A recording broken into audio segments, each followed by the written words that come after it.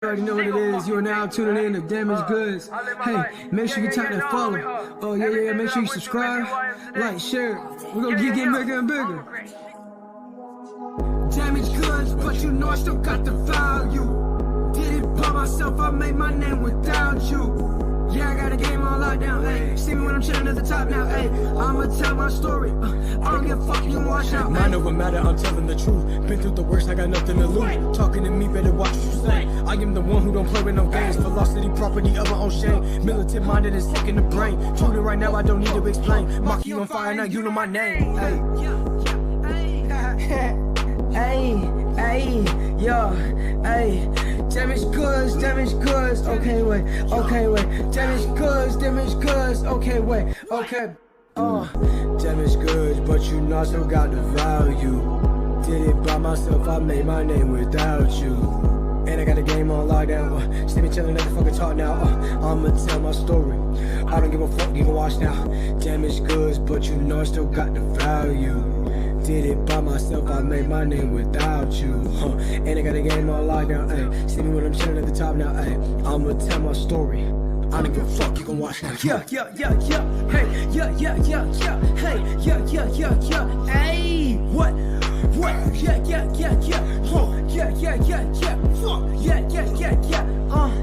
Hey, gang. Yo. You already know what the fuck going on. Damaged goods. Damaged goods with no motherfucking regrets.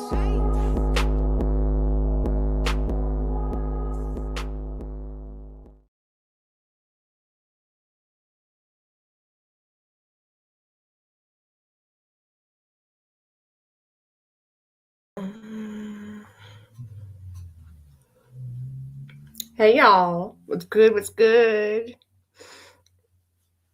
So my very short vacation ended up being like 2 years.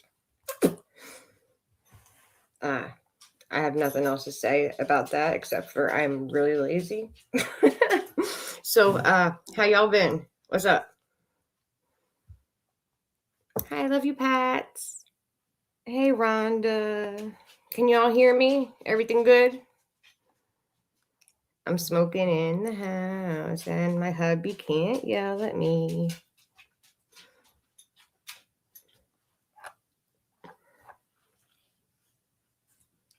Hey, Gina, I love you. How are you? Thank you.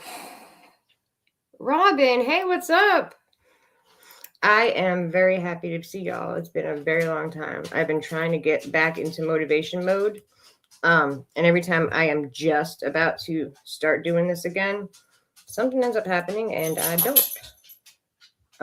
So there's, I guess, that. Anywho, tonight we are going to be talking about addiction, something that was a part of my life for my entire life.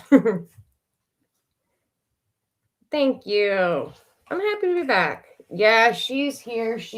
She's staring at me. I have a light in my doorway so that I can have more light because I give the light in my fan away. Hold on, dog. I also stole my husband's light because it's dark in here. Benny is joining me at some point. He has some things that he had to handle before, so he'll be here shortly. But anyway, for everybody who is new, welcome. I'm very happy to have y'all here. And just so that we get it out of the way, I have a mouth worse than a truck driver. Apologies up front because I cuss a lot.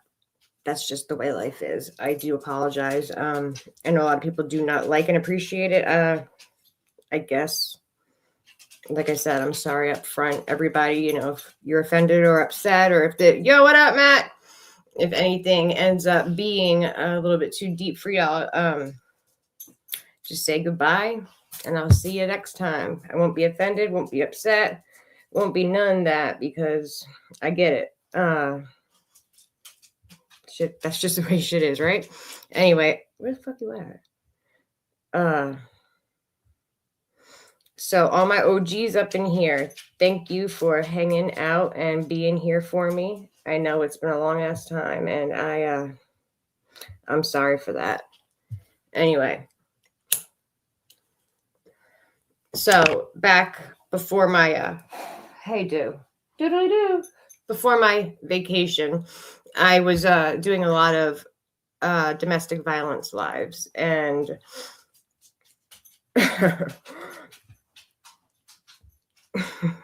thanks, Gina. I was doing a lot of advocating for that because a lot of people do not really know a lot about it. Some people think just because it doesn't hurt doesn't mean that it's not abuse, and that's not true. There's many forms of abuse. Hey, baby, I love you. And so my goal was to help people who have survived it heal, share their stories so that others can see that they are not alone, educate people, help people to put together effective, safe escape routes, and, let people know that we are here for them no matter what. But I always had intended on doing addiction lives as well, because that's another huge issue that's been a part of my entire life. So knowing that there are a lot of others out there struggling with the same thing, I also wanted to incorporate that into my streams. So anyway, I figured tonight would be the night I would do it.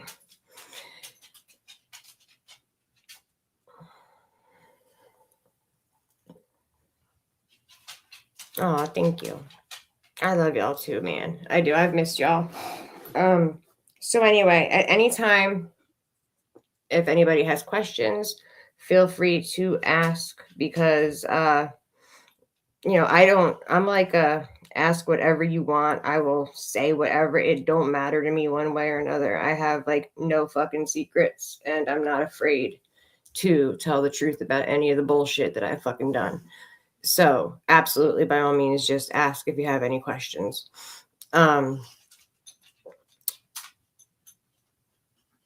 Most people, when they think about doing drugs or being, involved in addiction, it happens at a much later age. And, for the most part, I would imagine that it's true. Most people do not start messing around with drugs until they are much older, and at least even know what the hell that they are doing, because let's face it, as a child, you don't really know what you're doing. You're like smoking weed and, drinking your dad's beer and shit like that. Me, I was in 5th grade, and I was hanging out. Spitfire. Hey, babe. I was hanging out with a friend of mine. She was my best friend for many years. Her name's Desiree. Her and I were always together, and she had an older sister and a single mom, and her mom was always working. Let's just say she was like really never home. Thank you, Matthew. Thank you. So we were smoking weed and shit like that, drinking beer, smoking cigarettes. 5th grade, whatever. We would hang out with her sister, who was older, and her sister's friends, because, that's all there really was, right? So smoking weed with them and hanging out, drinking, playing like little quarters. You flip the quarter in a shot glass, like stupid drinking games like that. That was like, what we did. We were so cool and way too freaking young, but we did it. And anyway, so the summer in between 5th and 6th, we had they moved from where they were staying into a small trailer park, probably about 20 minutes further away from where their apartment was. And that's when we started meeting everybody in there. Nothing, not dogging, no trailer parks, nothing like that. When you're kids and stuff, you hang out with the neighborhood people. Everyone in there happened to be older. And like I said, we were hanging out with her older sister and their, her friends. So we're sitting around hanging out in the carport at a card table, and we're just hanging out, chilling, drinking, always fucking drinking, it seems like. And they come out of the house, the sister and her boyfriend, and they're talking and, laughing, whatever. And we're getting ready to light up a joint. Desiree and I were. And they just were sitting there at the table and they had a bunch of shit with them. And I had no clue what it was that they were doing. I had no idea what the fuck it was. And they were like, y'all want some of this? And I'm like, my nosy ass, like, well, what is it? Oh, thanks, babe. And so they were like, wait, hold on a minute. Just give me a second. And her sister, Brandy, and her boyfriend, we'll name him Nick. They went into the house and were 49 months. They were talking about it, right? I guess trying to figure out like what they were going to do, how it was going to go down. And they walk out, they sit down, and they're like, you know what? Here. And they're like, just do this. Here, just snort this. Okay. Never snorted anything in my life. And I'm just, no idea. I didn't ask any questions, like, what is it? Am I going to die? I guess I was curious about what it was, but I really didn't ask because, they were older, right? So they're not going to give me anything that's going to like be detrimental to my health or, destroy the rest of my life, right? Not them. Why would they? But, you also don't realize that when you are an addict, you don't think maybe, my sister and her friend who are going into the 6th grade should not be doing lines of heroin off of a card table in the carport. But that's how it went down. The first time that I ever did heroin was doing just snorting lines of it that they poured it out. And that's what we did. And I was pretty fucked up. I ain't gonna lie. So what are you? You're usually what, 10, 5th grade? I was older because my birthday is in November, so I was always the oldest in my class. So I was 11, in the summer between 5th and 6th. And I just remember that feeling, like out of the blue, it just kind of like came up and like grabbed me. And like, I was just like, and like, that was really it. So I couldn't, what's up, fatty? I couldn't really like bitch about anything. I kind of was just like, I didn't know what it was, but I liked it. That's all I knew. I liked it. And Desiree liked it. And her sister and her boyfriend, they were in charge of making sure that we were okay, not doing anything stupid. And we were doing some stupid shit. I didn't fucking know it though, because, they said, go ahead. So that's what we did. At that point, they had literally been the first source of marijuana that I'd ever gotten that from. They used to get beer, bring it home, whatever, and throw some to Desiree and I, and we would just hang out in the bedroom and we would literally just sit there and drink and flip fucking quarters into a shot glass. That's how we spent our time, because we're kids, don't know any better. We're just, stupid, but we're really cool because we're doing adult stuff, right? At that point, I was at her house more than I was at my own house. So doing one line of heroin and then like a few hours later, however many more, I don't know how many I did throughout the night, probably like maybe 2, if maybe 3 at the most. I was so little, I was so young. I don't know how much I did, but it was more than I should have. It went from one night to doing it the next night and doing it, whenever they came around. Wasn't always happening, they didn't always have it. And if they did, they weren't always sharing it, but they absolutely were very willing to share it when we were just hanging out and they, came out and were around us. Were you hooked off the first time? No, I wasn't like, you know, I wasn't like fiending for it or like addicted to it or anything like that after that first night. But I liked it, and I definitely wanted to do it again. That is absolutely something that I remember. And a lot of people, some people can't remember, and they won't be able to tell you the first time that they ever got high or used like a major drug or anything like that, because they were just fucked up, don't remember whatever. But I just do. I remember it because I just knew where I was and how it was going. And I mean, how do you forget that shit? But so yeah, with without saying, I was probably what you would call a heroin addict within. There he is. Hey. How's it going, buddy? Good. Thank you for having me. Thank you for being here. My new buddy right here, y'all. Everyone here for Benny, thank you for being here. I actually got here about, 12 minutes early.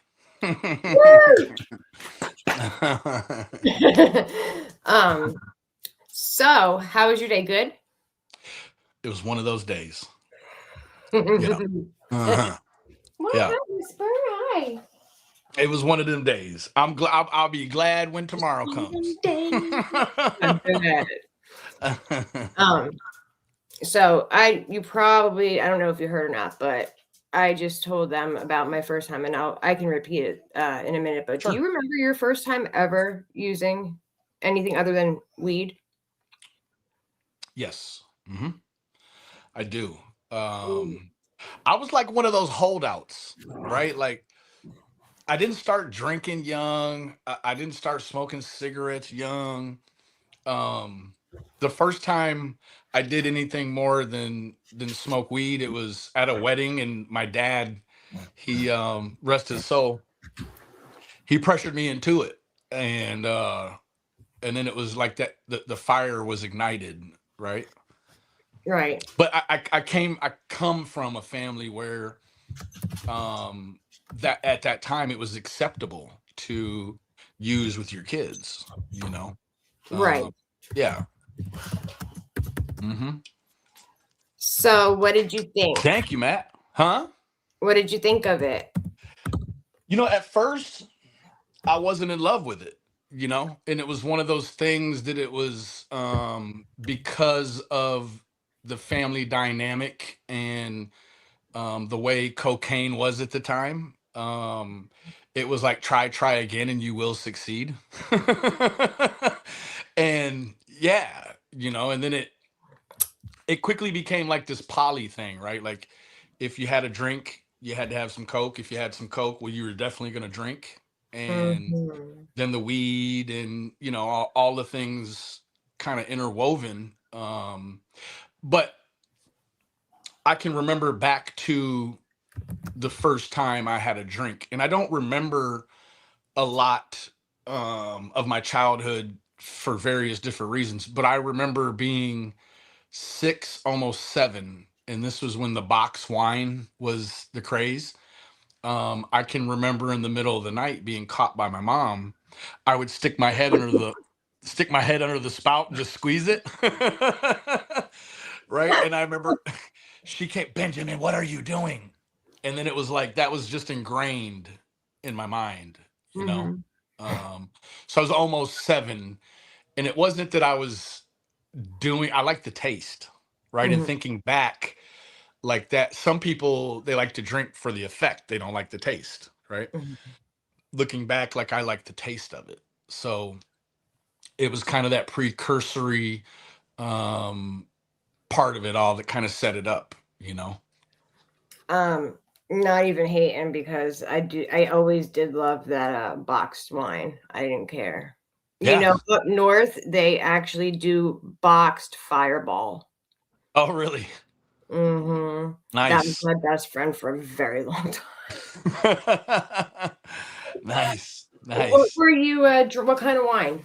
Red, white, blush? Yeah, it was red. Yeah. Just like that dry red wine. And I can remember it to this day. You know, it's like when my folks will open a bottle of wine, it's like it takes me straight back to that day, right? I can hear my mother in my ear catching me drinking the wine from the refrigerator out of the spout. I just can't. That's fucking. At That's first, great. I was like, I won't put my mouth on it, and then she's like, I'm not putting my mouth on it. I'm just kind of, I'm air drinking it. It's not what you think, Mom. Stop looking. Right. That's funny as hell. I was a beer drinker. Really? I loved beer. Wow. Yeah, no, I did. And it's because, like I was telling them, we were drinking beer in 5th grade at my friend's house. And we were, you know, her sister was watching us to take care and make sure we were behaving and not getting in trouble or doing anything wrong. We were being good. She was so responsible. She'd just throw us, you know, beer, and we would flip quarters into a shot glass, and we would fucking play drinking games. I mean, you'd walk in, we'd be fucking, you have to spin in a circle, touch your nose, do jump, you know, all that stupid shit. And yeah, that's how I started drinking was beer. And then we were, you know, they got us smoking pot. Here, smoke this, cigarettes, you know. So 5th grade, and you know, this is during school year, is when like the drinking beer and the smoking weed and the cigarettes all started. Yep. In the summer of 5th and 6th is when they said, do you guys want to do this? And then they were like, wait a minute. And Brandy was like, let's go in the house really quick. You know, and she's like, to her boyfriend, who I named Nick, they went in the house because they had like a whole little, you know, their little toolkit, and they fucking go in there and they're talking. They come back out and they're like, here, just snort this. And at this point, we're sitting at a card table, you know, at the trailer park under the carport. And we are, you know, snorting lines. I didn't ask what it was. Right. You know, like now we're here. Yeah. We're like here I was now. telling them, it was not going to kill me because they wouldn't give me anything that was going to hurt me. They wouldn't give me anything that was going to kill me, right? Because I've known them for I don't know how long. And it's not just me, it's also her younger sister. The worst thing they did was introduce me to the alcohol and the weed and the heroin. The best thing, and I will thank them for the rest of my life, that they did for me was tell me to snort it, because I'd never shot heroin up in my life. Wow. In fact, I didn't know for a very long time that, you know, I watched them do it, but I didn't know how to do it. And I just, fuck that. No, like I've seen the disaster, you know, that shit caused with them. I'm good. I like, you know, I can snort it. I like the way it smelled anyway. I was set. That's what I used to say. I don't really like cocaine. I just like the way it smells. I just want the smell of it. Yeah. Well, back then too, like it was the good shit, right? Like it wasn't fucked up. It wasn't like, you know, and people get mad when I say this, but it's the truth. Back then, when especially like even up until, I don't even know, maybe up, I guess not too, like August will be 16 years I'm clean. So maybe like say fucking, I don't even know how long ago do you think did they start fucking shit up? Because I'll tell you what, like I knew if I was going to get a bundle, I knew it was heroin. It was safe. Like I knew, and it wasn't like safe. Everybody can still die, but I knew if I was going to get coke, it was coke. If it was, you know, it'd be cut a little bit, but not crazy. If I was going to get heroin, I knew it was heroin. So it was safer. It was safe back then, and it was good. Right. It was a buyer's market, right? Mm-hmm. Now it's like completely a seller's market. And I know that, you know, coming from Dallas out here to a much smaller town, I'm only 25 minutes east of downtown. And there's been a rash of overdoses, right? And it's really a testament to the depths in which that stuff will reach out, you know. That's one of the reasons why I also feel so blessed about having went to jail, right? Because I was definitely on a train ride nowhere, right? And shortly after, me being incarcerated, that's when here you really started to hear about, oh, well, they're putting fentanyl in the meth and they're putting fentanyl in the weed and, and all the things. And in it, I felt like God had really, he helped me dodge a bullet. You know what I mean? And Absolutely.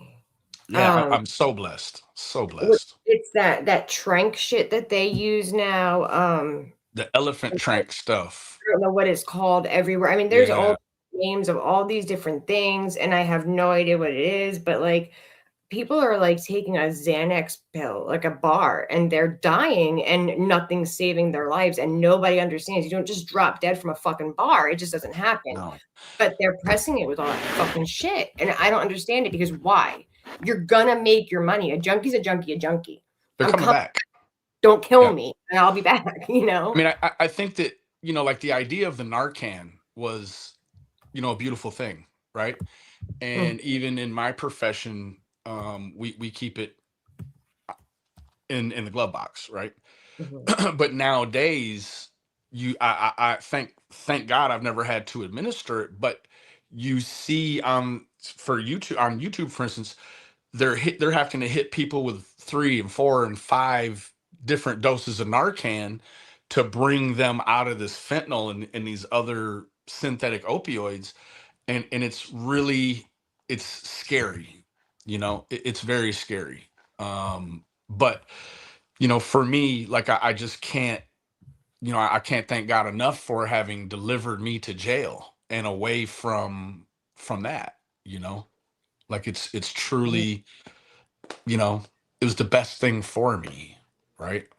I mean, it really was. And it doesn't matter how high your tolerance is or like if you were using alone or not. I mean, really think about it. It was only a matter of time. Yeah. You'd never know. Just because you go to the same person every time, he may not be fucking it up, but the person he got it from might be. Right. It's Russian roulette. It's just Yep. it's gonna happen. So I'm happy you went to jail too, because I Me mean, too. I that Yeah. happened and you fucking end up dead. It's just not cool. For me, like starting, when I moved from up north down here, back down here, because I'm from here, moved north and then came back. I came back in 2000, like the end of the summer of 2007. And I had never been exposed to any meth, right? I had seen it and I was like, yeah, no, that's, like the stigma of it, right? Like, oh, the, truck drivers and, whatever. And so when I got down here, this stuff is everywhere, right? And I happened to move straight into a place and the next door neighbor was the guy, right? And Oh my for God. me, when I came here, I was probably close to a fifth a day Hennessy drinker. And I became, I became very understanding the first time I tried it. It was like, meth doesn't want, for me, in my experience, Mhm. meth didn't want me to smoke weed. Meth didn't want me to drink Hennessy. Meth didn't want me to do anything but it, right? For me, it was very selfish. And I used that as a vehicle because it was like I've been drinking straight warm Hennessy for 7, 8 years now. Wake up in the morning like this. And now all of a sudden there's this wonder drug, right? This wonder drug, and I never was a smoker, I initially just started, nasal nasal ingestion, we'll call it that. And I went straight from shaking to not drinking anymore. And I thought, well, wow, this is a leg up, right? This is Absolutely. great. Yeah, I mean, this is gonna work, right? And What about when you were super trashed? Like you were so drunk that you're like, I got to go do like, half an 8 ball or like a couple good just, lines to go straighten myself out just because, straighten back out. everyone knows like if you're that shitty, if you're sloppy, like white girl wasted, you go do a couple lines of coke and all of a sudden we're good to go again. Yeah, Like you can. better Yeah, than ever. you're back baseline. Yeah. And it worked for a while, and I think that one of the added benefits is that I was living in an area in Dallas, uptown, North Dallas, where it wasn't like you're seeing the blue collar tweakers come around, right? You're seeing people that got money to come and get it. And so you're like, yeah, this isn't a socioeconomic issue. This isn't for poor people. Back then it was quite expensive, right? So it worked.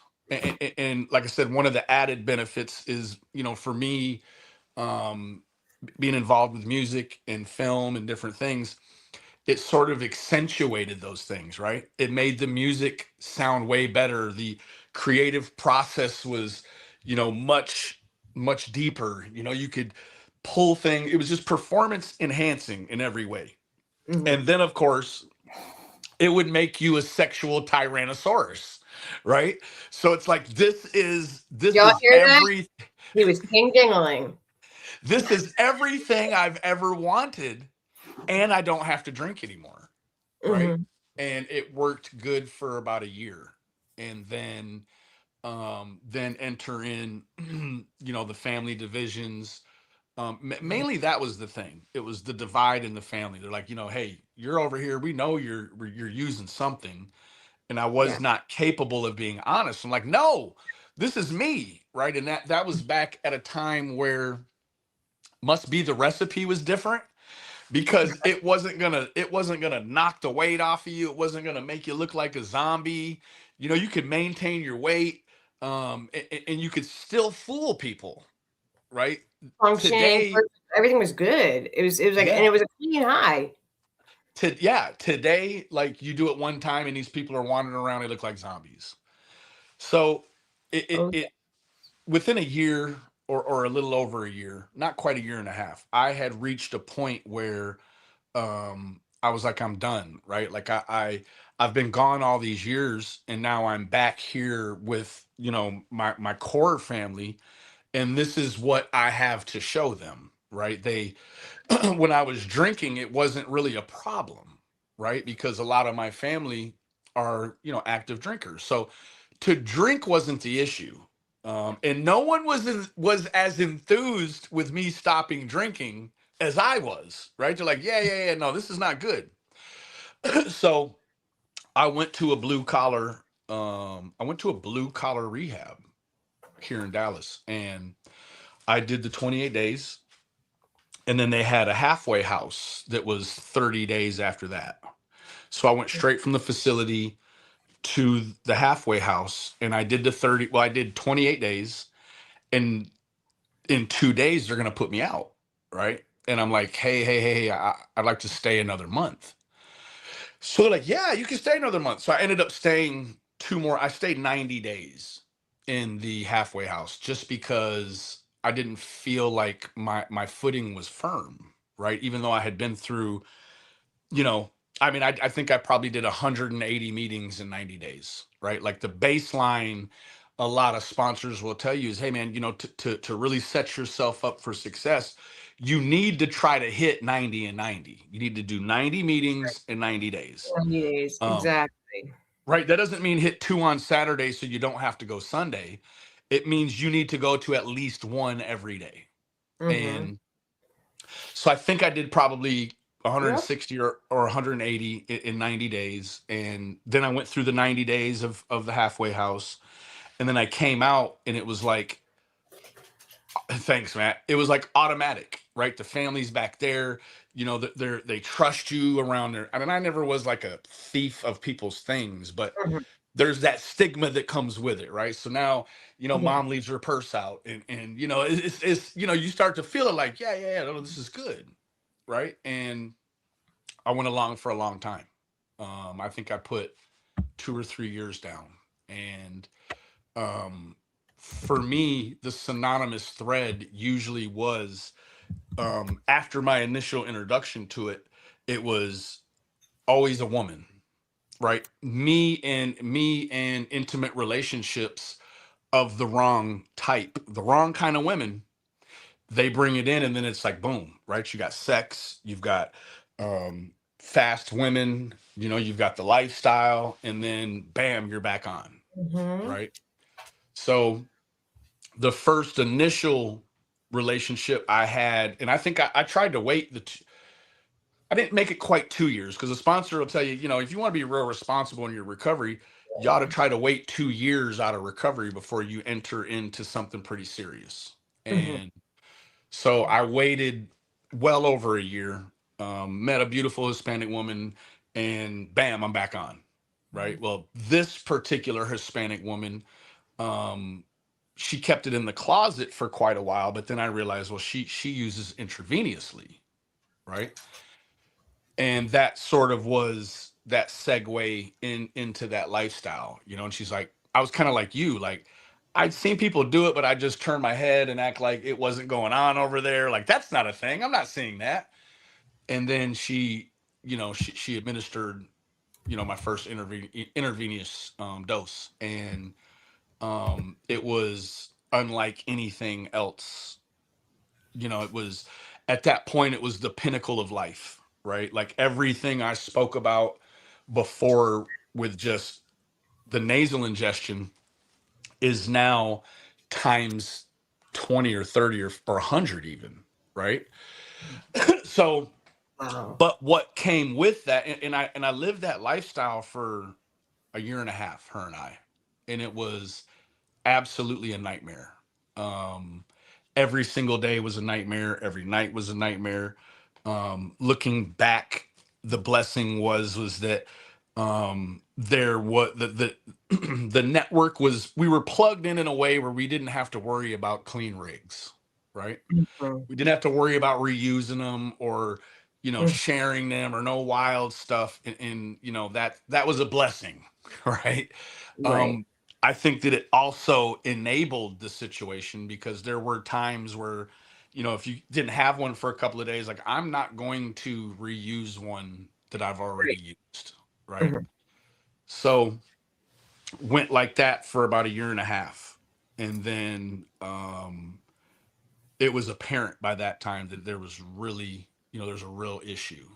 And so back to rehab again, and did 25 days or so. And then the gal that initially introduced me to the needle, she pops up at the rehab, right? And she's making all the plans for what it's going to be like when you get out. And no, she comes completely twacked to the rehab, and no, I'm sober, and all of the things. Right. You And see me in rehab?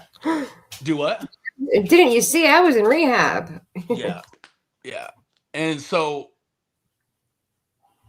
I left the rehab, and then we kind of reunited. And um I was able, by some act of God, was able to convince her that she needed to get clean. But she got clean, and she sort of just white knuckled it, right? She didn't do any rehab, she didn't do meetings. She just abstained, was all she did, and so it stayed like that for quite a while. Then we split, and then we were apart for maybe 6 months, got back together, and then bam, right back into it again, you know. And so it was back and forth with her for quite a while. Do And you then I think did. done better had she gone through the programs and the steps and everything else? Yeah, because a sponsor will definitely tell you that somebody that you're using with, in your domestic relationship, you're Someone- definitely not, like, the odds are less than 1% that you're going to be able to get clean together at the same time and stay clean, right? Like, it's next to zero. And And then you have to worry, like, you're doing good, but are they doing something behind your back? Or then you find out that they are, or vice versa. It's a that's mess. It's it. just a disaster. And then it's there. And no matter how much you try not to, eventually you're going to give in. That's it. And it was just, it was a nightmare. And then she sort of turned the corner. And when she turned the corner, she never looked back in terms of that lifestyle. And I kind of stayed stuck in it, for just a short amount of time. And then I got clean, but I would Once I got clean from the needle, I stayed clean, never went back to it ever again. Mhm. And but I would smoke my little weed, and I would really laugh at people that would say, "Oh, marijuana is a gateway drug." And I'm like, "You are an idiot is what you are." But now looking back, it actually is, right? Once I fix my mind, once we fix our minds that we're going to just smoke a little pot in order to change the way we feel about ourselves today, or to get through a rough scenario, or to I'm having a great day, so I'm going to smoke a little bit, or I'm having a bad day and I'm going to smoke a little bit, right? You didn't really need a reason. Right. Once I get over that mental hurdle that, okay, well, it's just a little pot, right? Mhm. I just, I just want to sleep better, or, whatever lie you could tell yourself, right? Mhm. Once I get over Yeah. that, I'm right back in, right? And so Mhm. that's how, for me, um, for me, pot was always a real gateway issue, but I wasn't capable of being honest with myself and saying, yeah, no, pot's a problem, right? It is. Pot's the first problem, right? And it opens the door to all the rest of the problems. Now, the one the one thing about the meth is that once I started it, I haven't had a drink. I've not been drunk since about late 2008. Like, I just refuse to, right? I won't. There's just no way. I've villainized it. I don't, I can go sit anywhere. I can kiss my gal friend if she's had a couple margaritas. It doesn't bother me. Like, I would never think about drinking ever again. And Mhm. um but in the back of your mind all the time, right? We're tedious. We have tedious minds, right? In the back of our minds, I know that, if I have a bad day, it's like, well, man, what if, right? Like, what if? Well, what if you're going to mess up your probation? You're going to mess up this, you're going to mess up that. And so those what if days are like so few and far between. Like, I think I've had two what if days, you know, and one of them I'm not even sure if it wasn't just a dream, because I still, and I know you can attest to this, I still will have using dreams. I'll have dreams when I'm using, and then it's always the same thread, right? Like, I use, and then, oh no, I've got to go to probation. And then I wake up and I'm like, oh God, thank God it was just a dream. And that's like, it's torture, you know? I'll have them 2 or 3 Thank you times a week, probably. so much. Um, That's it, Matt. the It never. dreams are they're fucked up. Because you wake up and you're still in that like state of high until you're like, shaking it That's out. it. But I still have moments where like, and it'll be like a minute, it could be 5 minutes. Stop yelling at me. It could be, I don't know how long, but out of the blue, I could be cooking dinner, I could be doing anything, and I'll smell it randomly still to this day, or I'll get that phantom high and I'll just be doing, and I'm like, and I got to shake it off. Like, what the fuck is going on? Like, I'm in August is 16 years. I'm still like, my brain still plays with me. It's Well, we not have, like you it's a don't get disease. clean, it goes so long and it's done. It doesn't just disappear. It's always No, like, I will always be a junkie. It's whether or not I choose to use it or not. right. That's it.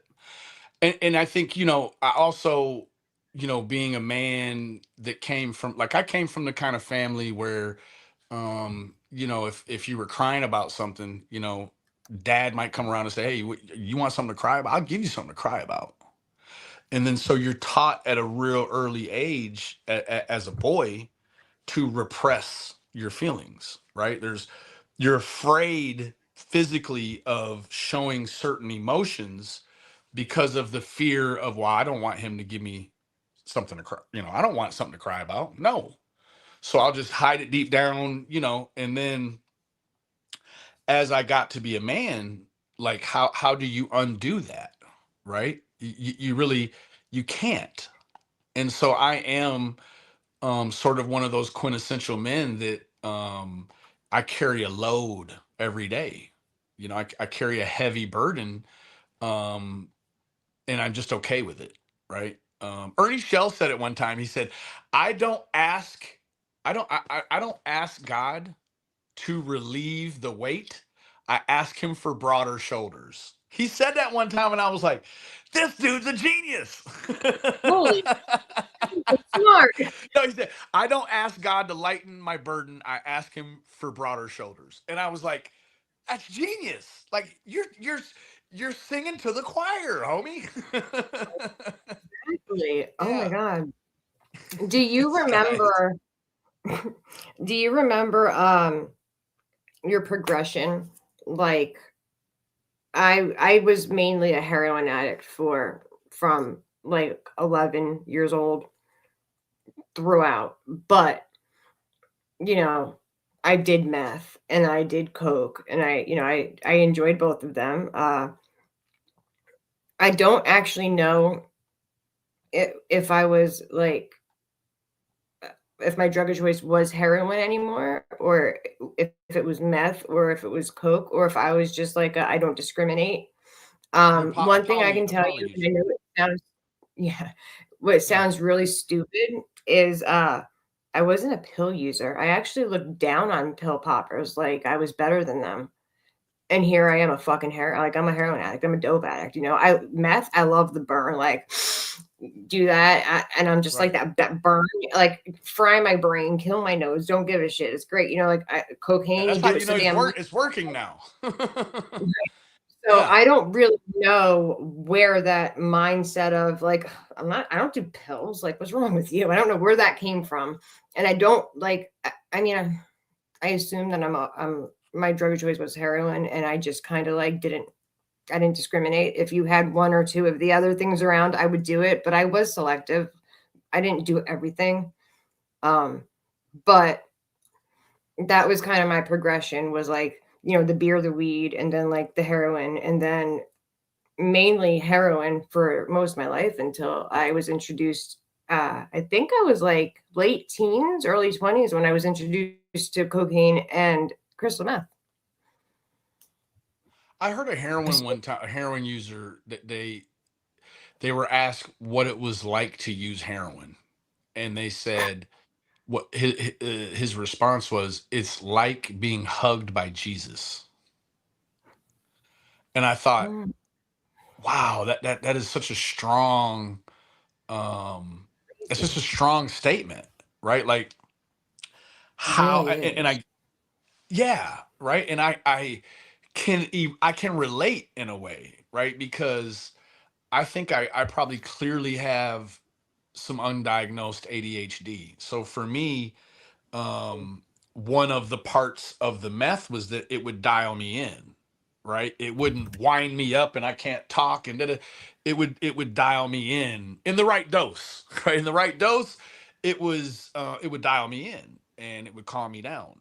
And but when I heard him say that, it was like, wow, that it made I understood what he was saying, but it almost made it seem appealing, right? Like when, Mhm. you know what I mean? When are you going to be ever hugged by Jesus, right? Not here, you know, up there, but yeah. And I was just like, wow, I could understand why people have such a hard time, you know, getting off of heroin, you know? No, it actually makes a lot of sense. Yeah. No, I can understand that. I remember when I was doing ecstasy a lot, you know, when the designer drugs came in, you know, MDMA was like a big thing. And, you know, I had my preferred uh my preferred X pills, you know, like the orange X's or the blue dolphins were my favorites. I remember saying that I hope when I die and go to heaven that it feels like ecstasy. Like I I know. hope that that's what it's like up there. Like it felt like that was just the way it was. And I believed it and felt that I think every time I ever used it. And it sounds stupid, but that's you know, that's what it was like for me. And I was young. That was probably what I did after heroin was you know, the X pills. I think they came around. when we were young, really young. How many times did you try quitting? Oh, every day. That's every day. I was successful 4 times. And I'll be honest with you, I was on bond, right? I was on bond and still wasn't ready to quit, right? I was not ready to quit. I mean, the thought hadn't even popped into my mind. Like I was so entrenched that it was like, this is just kind of what it's going to be, right? And like I said, if it had not been for going to jail, and I didn't sit idle in jail either, Noel. I sat in jail in every meeting I could get into. I was sitting in meetings every day in the jail. If I wasn't there, then I was over with the guys reading the Bible. I didn't sit at the card table. I didn't do this or that. But 4 or 5, I think 5 times, you know. How about you? 3. 3. Yeah. So I was on birth control both pregnancies, and both pregnancies I got pregnant on birth control. I was also an active heroin addict. Luckily, I found out that I was pregnant 4 weeks both times. So I quit both times as soon as I found out I was pregnant. So you're pregnant, you have fucking all day morning sickness, because that's just, morning sickness is not Part the of proper word. That I was just like, I was sick all day, every day. But then I was also dope sick, because now I'm getting clean. I'm laying down, and I'm getting it out of my system. So I stayed clean the entire pregnancy, the entire first year after they were both born. But my relationships were very dangerous. I was always just in a dangerous situation where I was very heavily abused. And eventually, I can't handle this shit clean. I can't handle it sober. That kicked in. And I start using again, but I never used, like my kids would be in bed, or they were too little. So I always made it a point where like I did it when they were asleep, and I was able to relax and do whatever. Or like if they went to school, I would do it and then I'd go to work. So my whole life, pretty much, I was just a very functioning heroin addict, but I sheltered my kids from it, protected them from it. They didn't even see me smoking cigarettes. Like they didn't see anything until they were much older. And then the third time I done fucked up real bad. And that's when I quit all the way. I told you about it. My friend called and she was like, "Hey, bring the kids over." And I was like, "All right, yeah, whatever." My oldest was with my mom, and I had my youngest with me at the time. He was 3. And we went over there, and she knows that there's a very strict no fucking, no drugs around my kids ever. And I get there and I see what's going on, and I'm like, oh, we got to go. Like, I'm not having my kids around me when I'm on dope, and I'm not having my kids around you on dope. Like, that's just not okay. And, Right. she's, well, let's go in the basement and hang out and whatever, all the shit's upstairs, and let the kids play a bit since you're here, it'll upset the kids. And I'm like, all right, we could do that. So we go in the basement, we're hanging out, and they were watching a movie. And so we walked upstairs and we were talking, and I was like, I was kind of like shitty about it. Like, how I am and what I do. And, I don't want my kids around, blah, blah, blah. I have to drive. One line isn't going to hurt you. That famous one line ain't going to hurt you.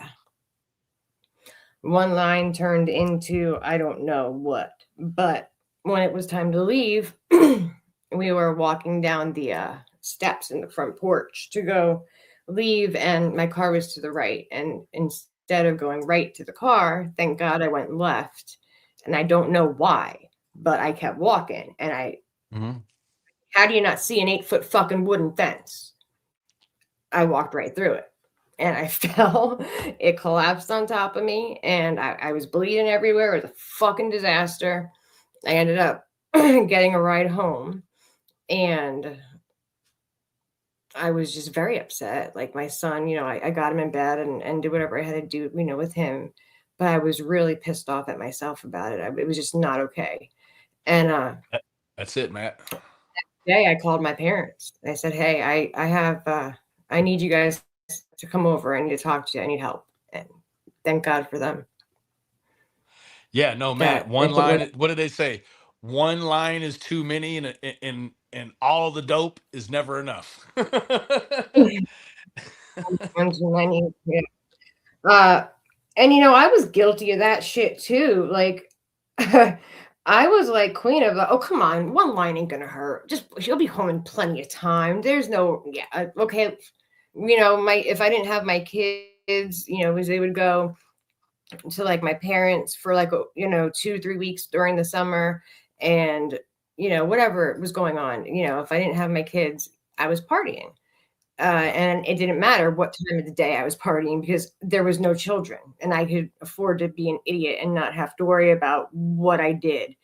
And so I used that line way too many times. And my friends, they always knew it was coming and they always hated it, but they used it on me and she got me that time. And that's what happened.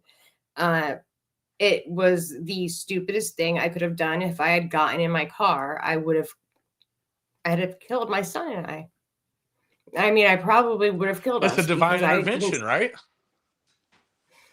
thank God for the fence. Yeah.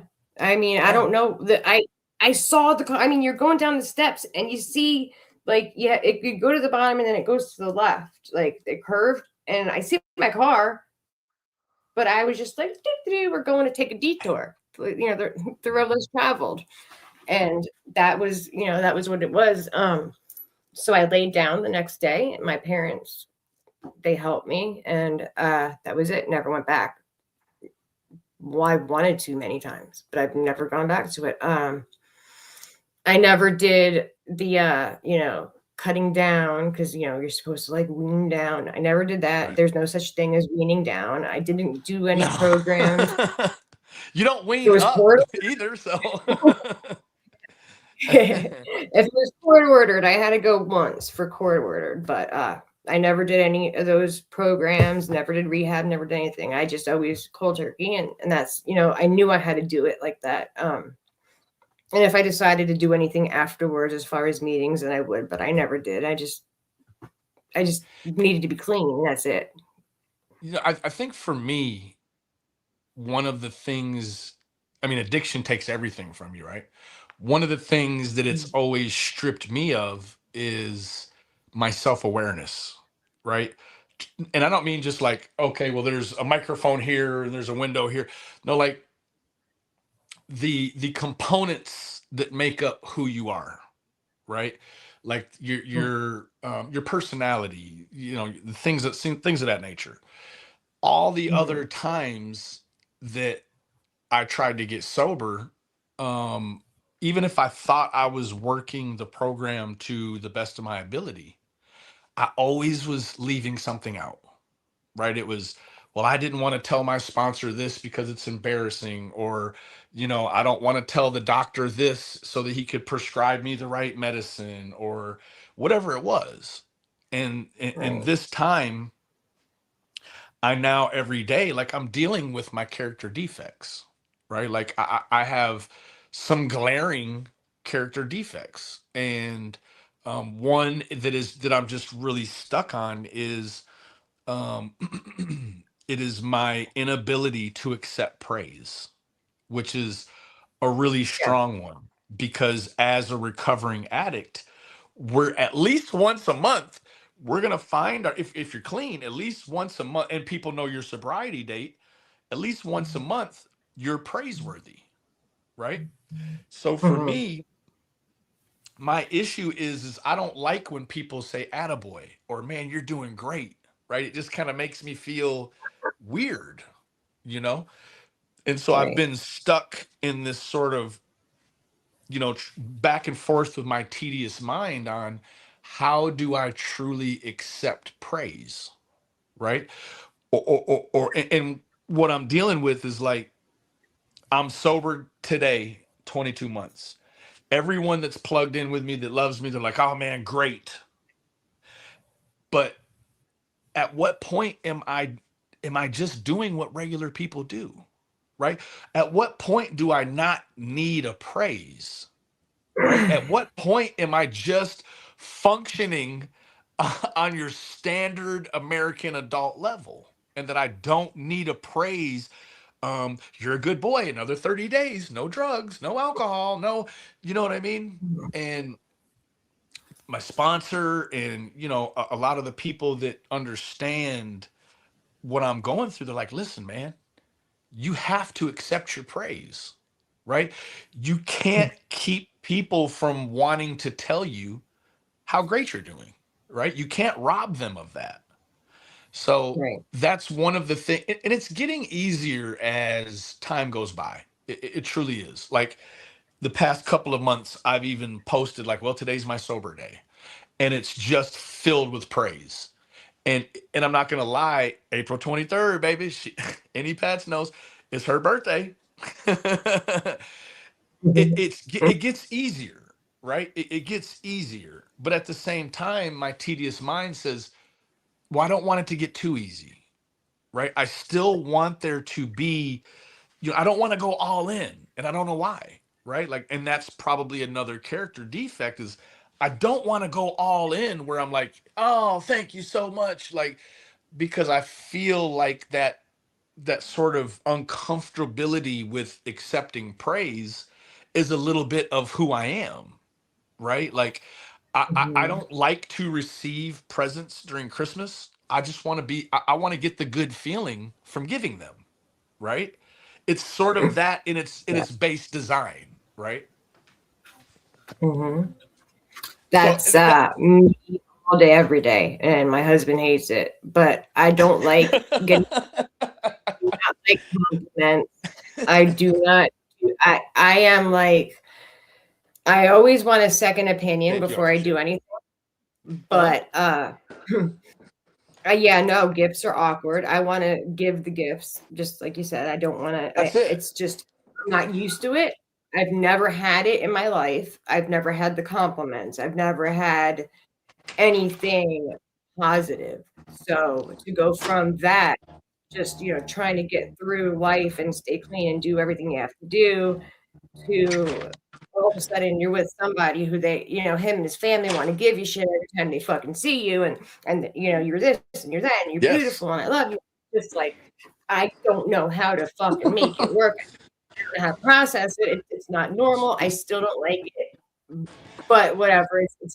I'm getting better at it now. I'm trying Luckily, my hard. Really trying hard. husband was like, I don't get good gifts, so just get yourself what you want. And it makes life easier. Like, do I have a spending limit? It can make life easier. Yeah, much What easier. my sponsor, and I think every sponsor throughout, sorry, I'm wandering around, I'm looking for something.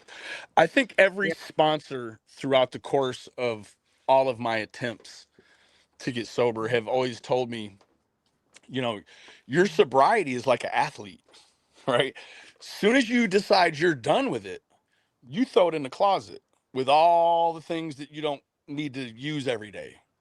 And you think it's just sitting in there dormant, but no, it's in there doing squats, burpees, push-ups, sit-ups.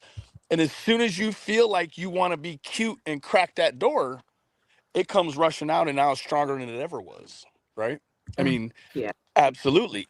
And thank God I'm not a heroin user, and that's one of the things that I see so much of is, for instance, if you're a heroin user that uses 30 units and you quit at 30 units, 2 years later you decide you want to have a slip up, you go back to 30 units, and that's going to kill you.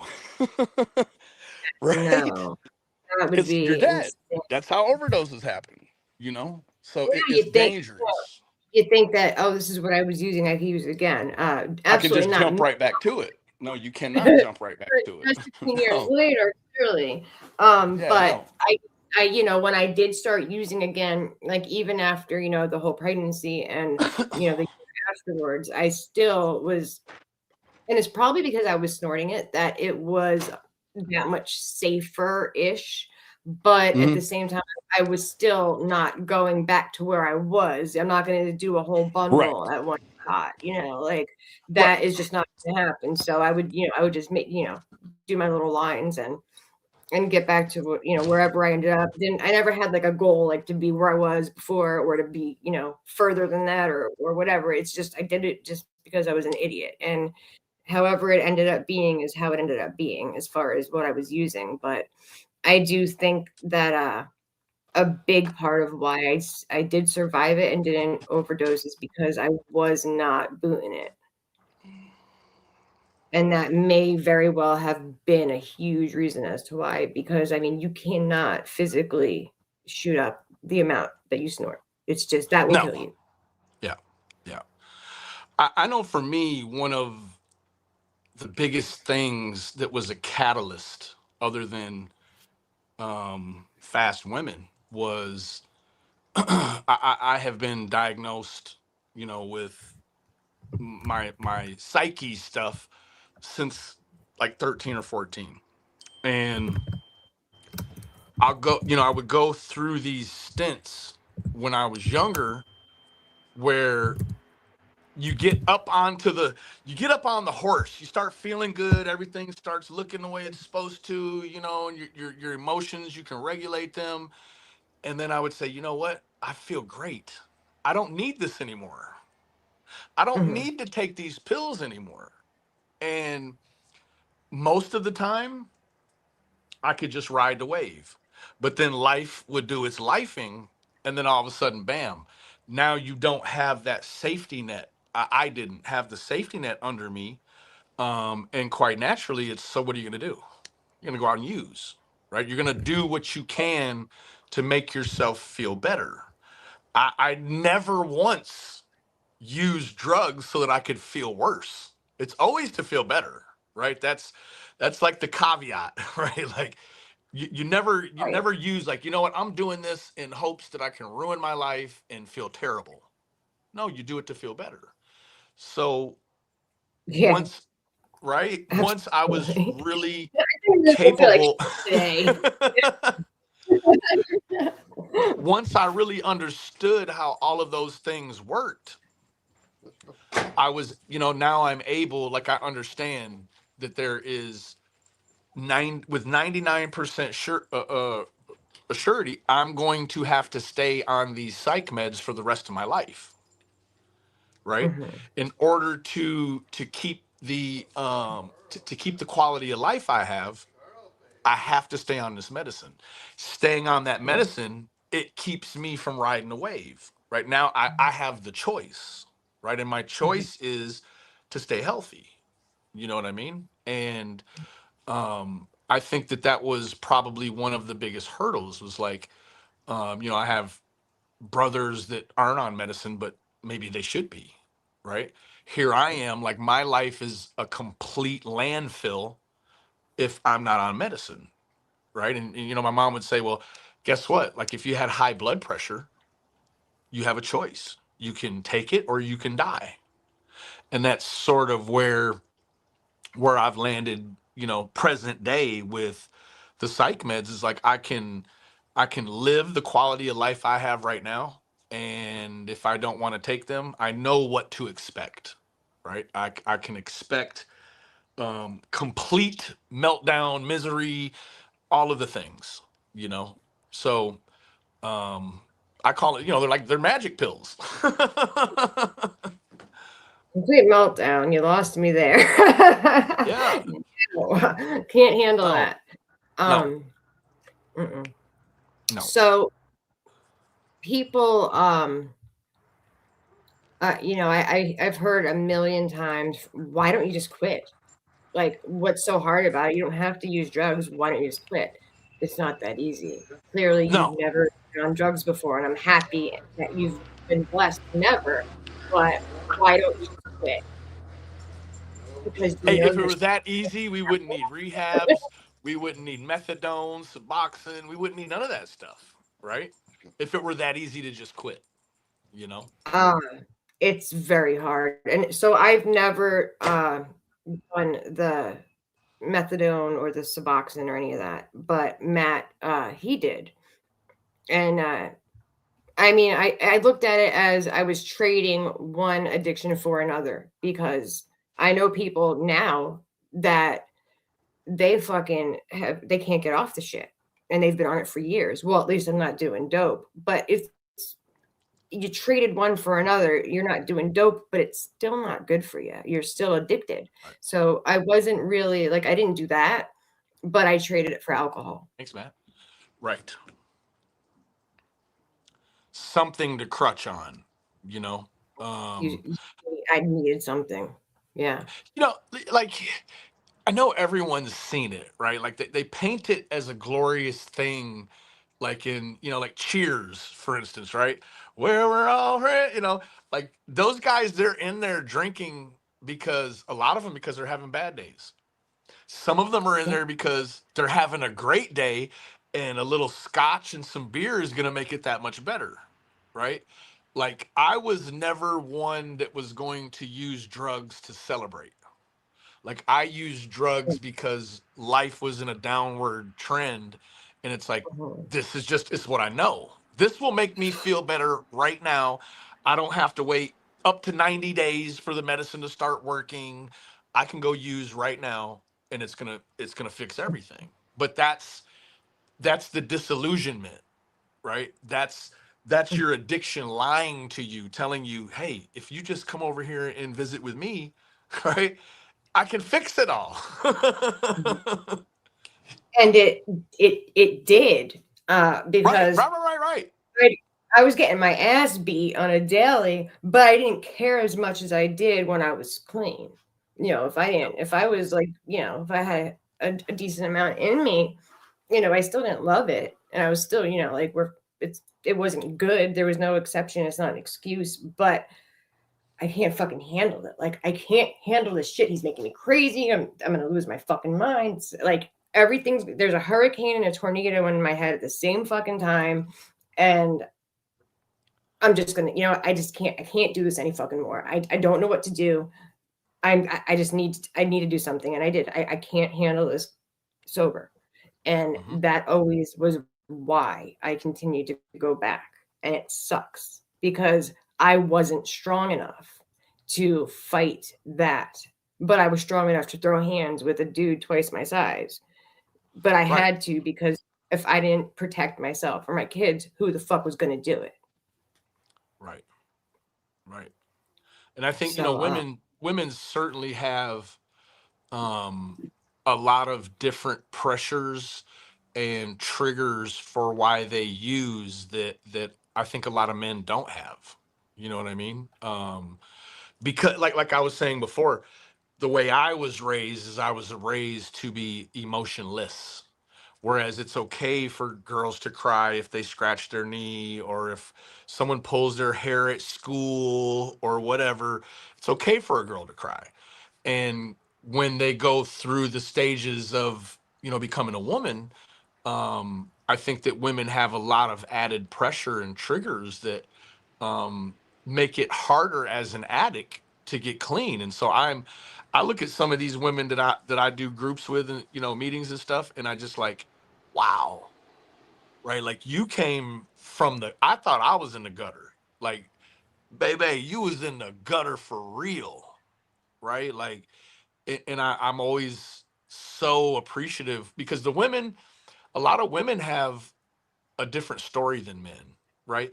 I feel like I've met a lot of men through the program that they feel entitled, right?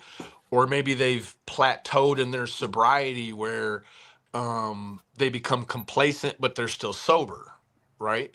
And for men, that's a dangerous place. I could tell you, I don't know the percentage for sure, but I can tell you that usually in the meetings, in my experience, when someone throws away a decade or 2 decades of clean time, it's usually a man. right? Mm. The women are the ones that really hang in there. And if they, in the big book, they call it resting on your laurels. When women that in my experience, have rested on their laurels, they dig into the book, right? Or they dig into their family, or, whatever it is, whatever they can do to hold on to it. Whereas, men, especially men that have been divorced and maybe have kids, or, whatever the case may be, you go from having responsibility to not having so much responsibility. And I think that it's a lot easier, in my opinion, for men to relapse, and that's coming from my own toxic mind, right? But um I you don't know think I don't think that's off at all. I think that no. men, y'all have more stress and pressures than a lot of us realize. And I'm not taking that away from, like, anybody out there, any women in here, like, I've busted my ass just as good as the next one, right? And, I've been through hell. But I do know that when it comes to comparing me getting my ass beat or almost killed by my husband, and not my husband, but my ex-husband, um, it's much different struggle than what a man goes through, because Absolutely. you got to internalize everything. Yeah, I would And have that to agree. internalizing it makes it that much harder, especially when you have some type of history with something like a mind altering, any alcohol, anything. Mhm.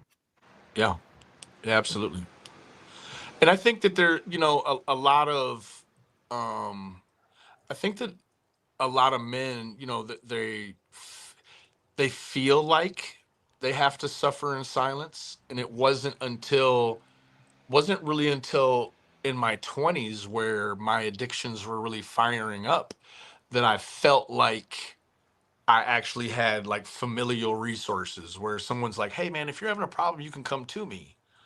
And I'm like, Mhm. wait. I, no, I'm already over here doing this. I don't need you anymore. Right.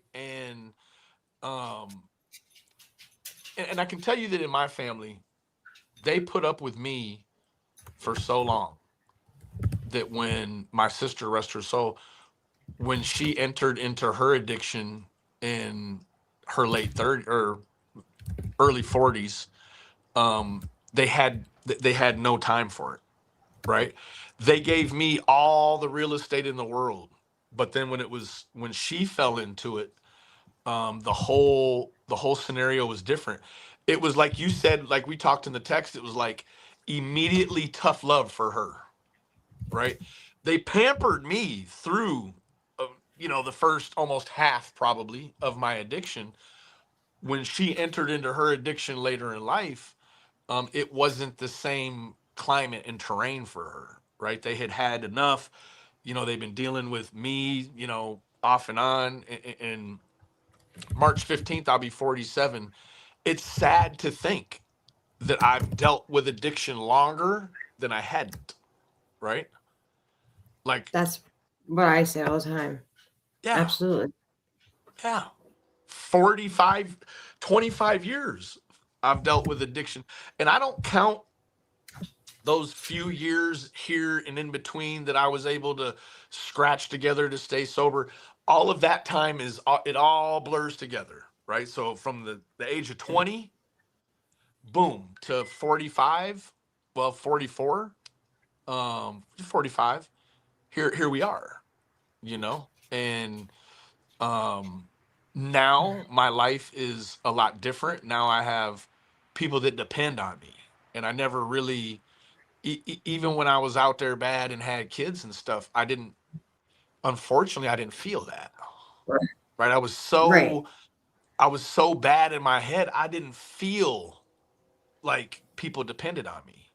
Now, thank God I ever felt it. I feel it now, better late than never. Now I know people depend on me. Like, people's lives will change, not just mine, but other people's lives will change if I decide to do the wrong thing. And so, Yeah. I'm constantly taking inventory. right? I'm constantly taking a personal inventory of all the people in my life that, you know, weren't there before, but now they're here. All the new people that never saw the old me, but really are in love with who I am now. And the my inventory's full, right? Like it's, for me to want anything more than what I have now, it would be gluttonous. It truly would be, you know? And I realized that I'm where I'm supposed to be today, right?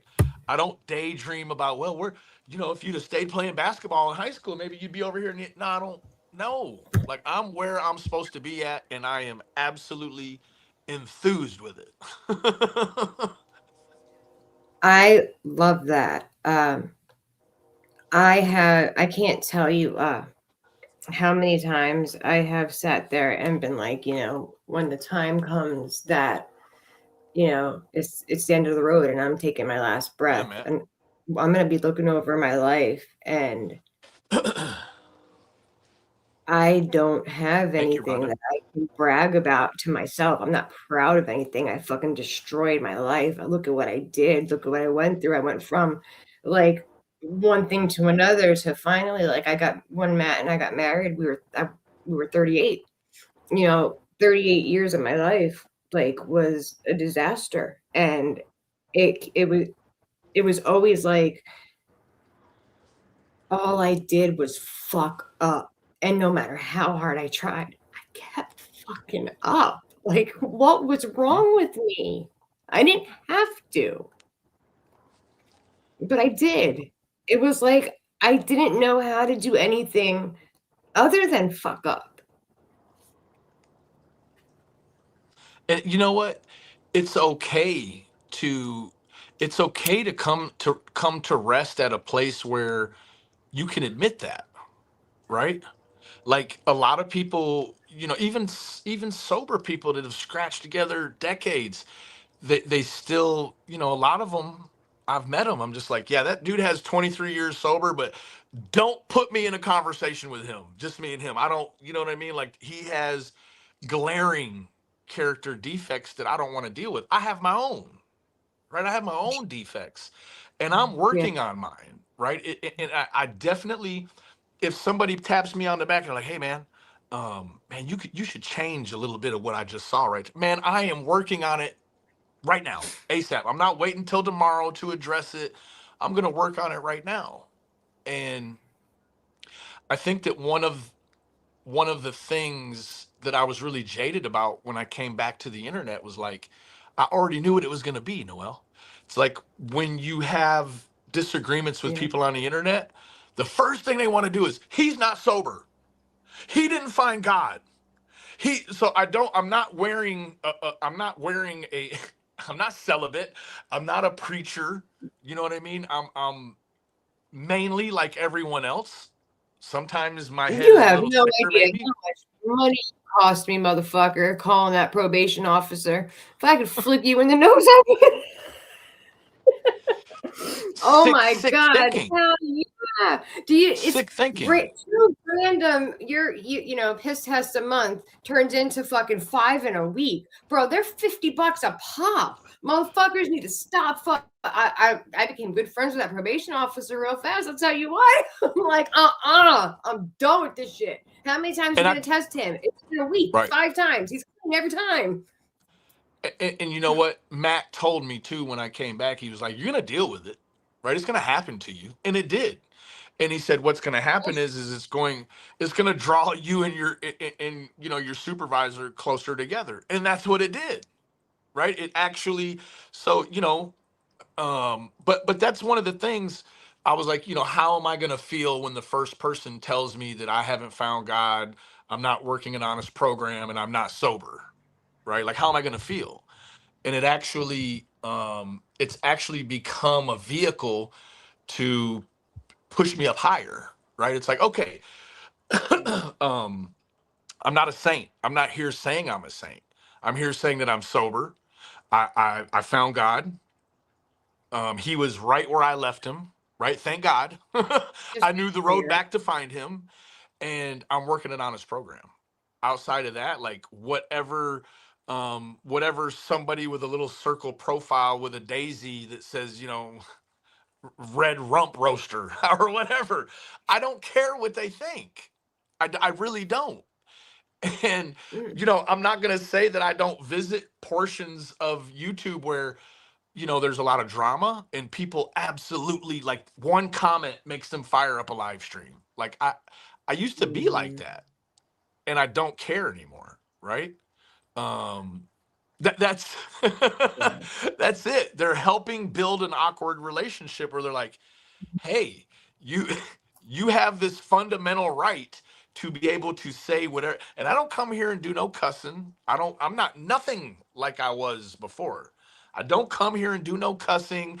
I'm not a lot of things that I used to be.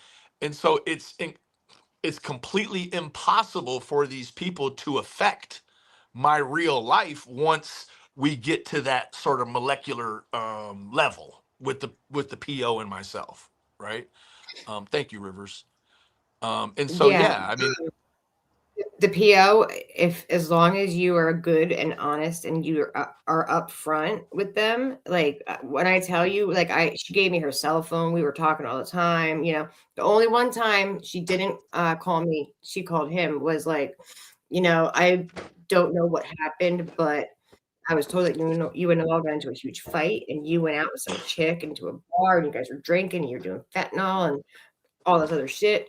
And I'm not calling Noelle over, like, no, because she didn't know, like, if it was true or not, but she was like, "No, Noelle's gonna kill me and you," if but he's like, "I just took my piss test yesterday." And he's right. like, "Call Noelle, like, I don't care." But that was the only time she didn't call me, but it got to the point where she's like, "So, I got her the call," and then we were just talking, and it just was, like, stupid. I'm like, I was happy eventually. Like, I think we ended up taking like 7 to 10 YouTube call-in piss tests before I finally was like, I'm going to be her best fucking friend, because Mhm. this is I can't afford this. It's bullshit. So were you ever scared using? Um, yeah, I think so. It wasn't even when I was using it intravenously, because so I was able to put together some time, and like when I left, the price was up here. I came Mhm. back and I take the same money. And I'm like, hey man, like I fell off, here I am, like, here's $100. And he hands me a wad like this, and I'm like, whoa, whoa, whoa, wait, wait, wait, wait, wait. I just want $100. He's like, yeah, no, that's $100 now. And he's like, yeah, $100 used to be this much. It's this much now. And I was like, whoa, this is gonna be a problem. You know what I mean? And before it was, you had a financial constraint, right? You could only go as far as the money would take you. Now, I don't know how it is anywhere else in America, but I know here in Texas, like if you have $200, like you have enough to go to prison forever. You can get 2 ounces with 200. It's 100 an ounce, right? Before it was 1,200 an ounce, right? So when you know economically it became so easy to get, yeah, I was scared. I was like, this is like the beginning of the end. And I went Mhm. into it knowing that, okay, right, like we're gonna ride this thing. You know what I mean? And I did. And if it weren't for if it wasn't for YouTube intervening, because I had I had a YouTube intervention. YouTube jumped in, and I chose at the right point to do the right thing, which was go turn myself in. I didn't run forever. I just turned myself in, dealt with the consequence like a man, and from there really just told myself, like, I'm not going to continue the madness. I'm not. I refuse to. I have too much to offer, first of all, my family, but I have too much to offer as an individual. I have a service heart, right? Like probably I have a brother that's a cop, right? And like I have the same kind of heart that he does. My mother was a nurse, my dad was in the military. So I was raised kind of with that service heart. And once I got sober, it was just sort of that evolution into finding not a job, but a career that allowed me to express my service heart.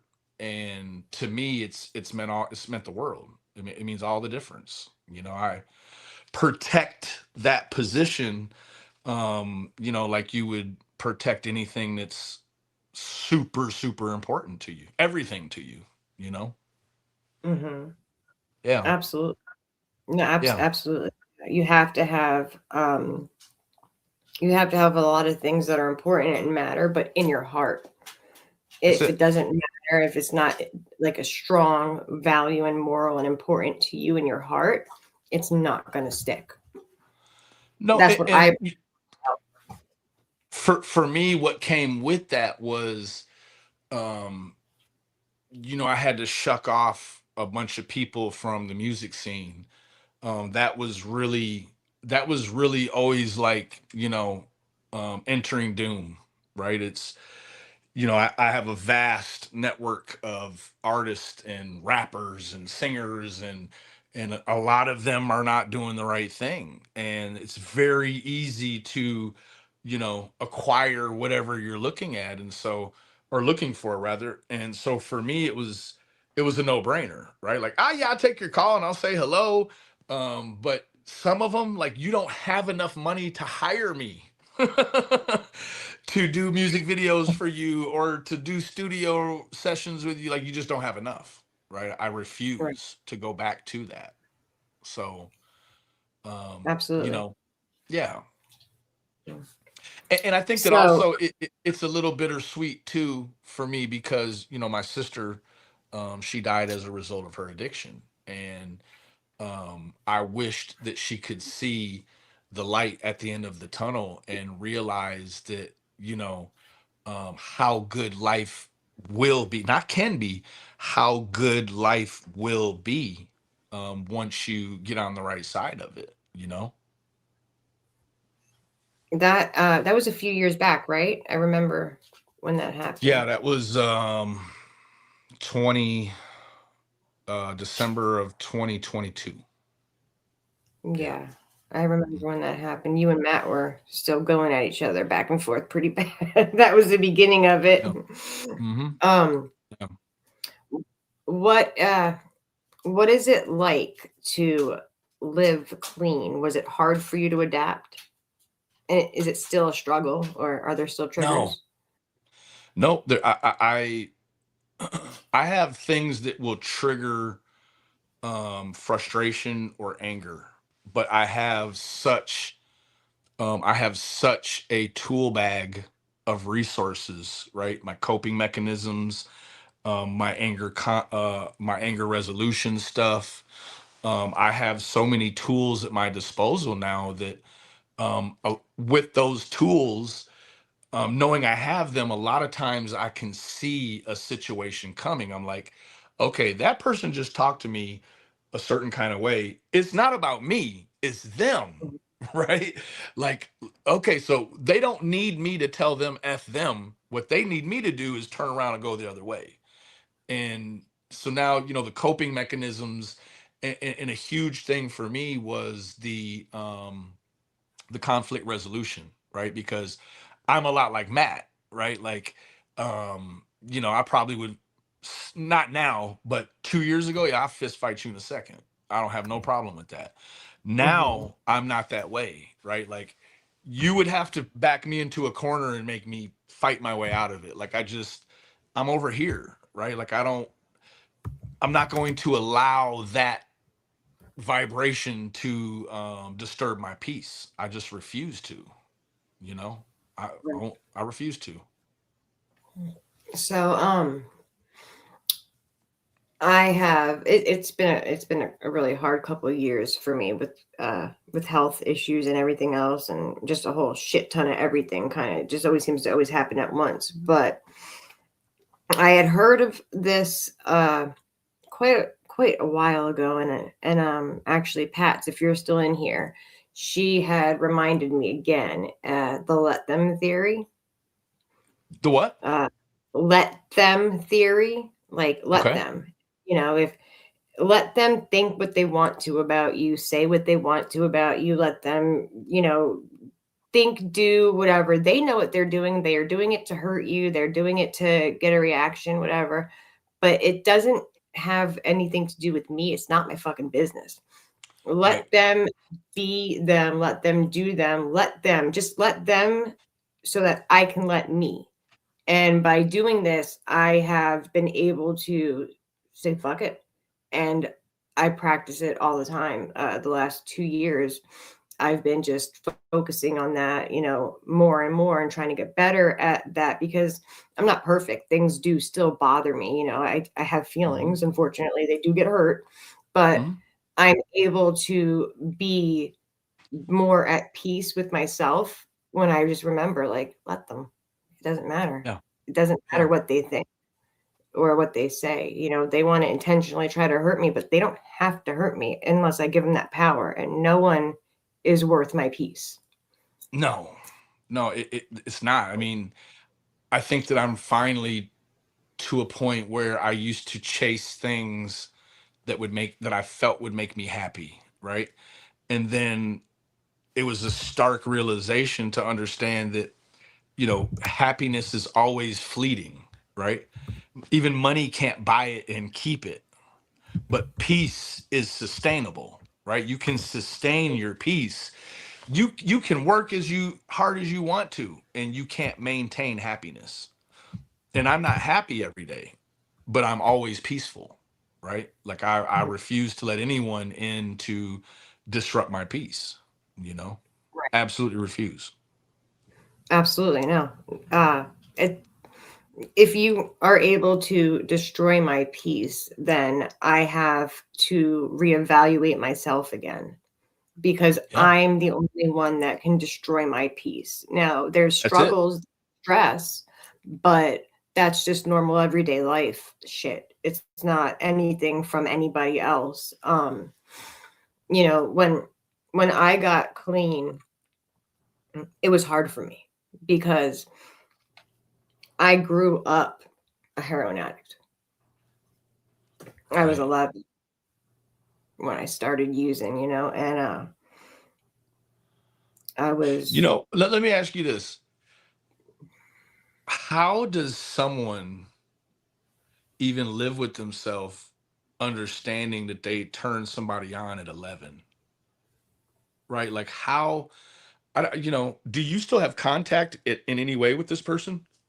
no, no. We kept in contact on and off over the years, but no, I don't have I don't have any friends. I don't talk to, I talk to you, I talk to a few people, but that's it. Like I don't when I say I don't have friends, it's not a joke. I don't, and there's reasons for it.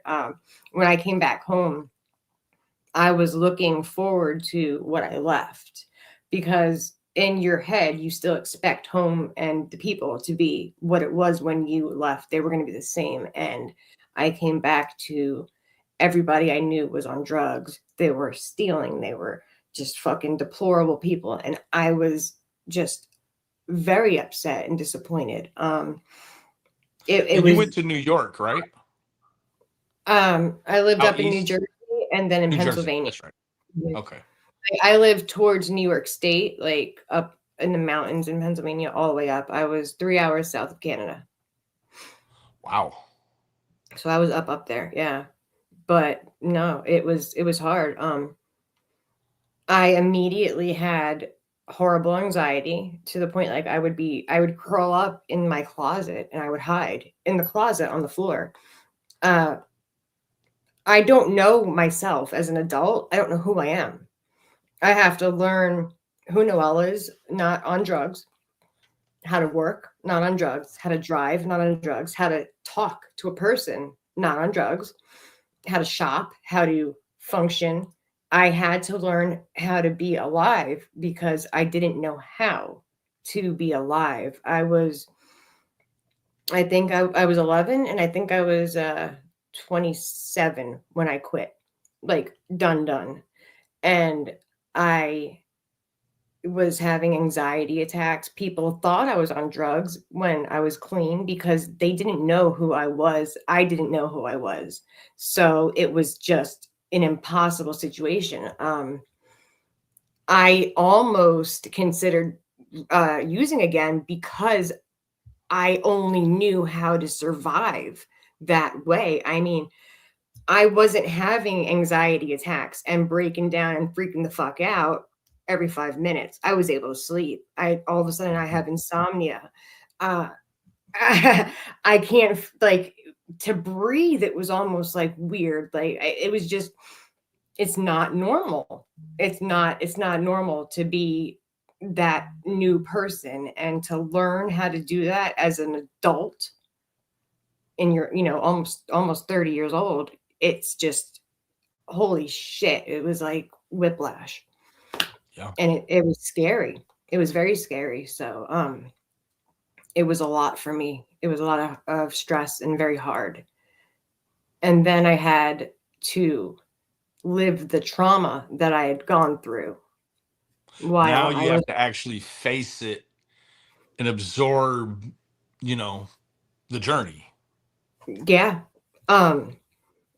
Because when you're high, all those ass beatings you took, they go away. You forget them. All the words, you don't remember them. Now all of a sudden you hear them. It's just there and you can't make it stop. Yeah. My husband tried to kill me. My ex-husband, if it wasn't for my friend, I'd be dead. She heard him screaming, "Shut the fuck up, just die." And she comes running into the bathroom. And so the way the bathroom is, the toilet was like right there, the shower's to the left, and then my washer and dryer was to the right.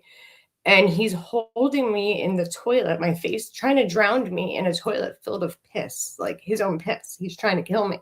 And she just jumps up on this washer and she kicked him as hard as she could into the shower and just grabbed me and dragged me out of the bathroom. And I'm just like, but now all of this shit's coming back. And I'm just like, oh my God. So all of that and everything else, and now I'm clean and why?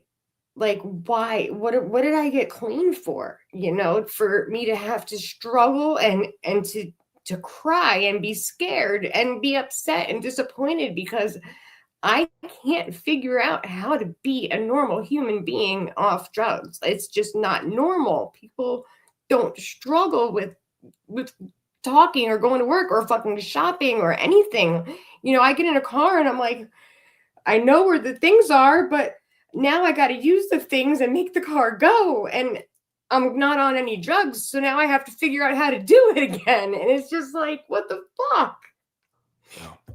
It was just terrible. It was a terrible situation. And no matter how like happy I was to be clean, and no matter how I was never going to go back to using again and everything else and my goals and what I wanted and I just had to figure it out because I was crashing and burning before I even gave myself a real chance to do it.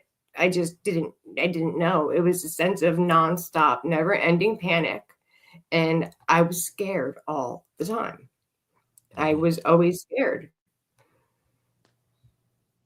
It was I terrible. think It was terrible. for me, there was like a series of events that happened in my situation. And, um, my situation, it had to do with some serious solitude, right? Some very, very secured housing unit solitude. And I was able to convince someone, and I have the Bible, it's right here.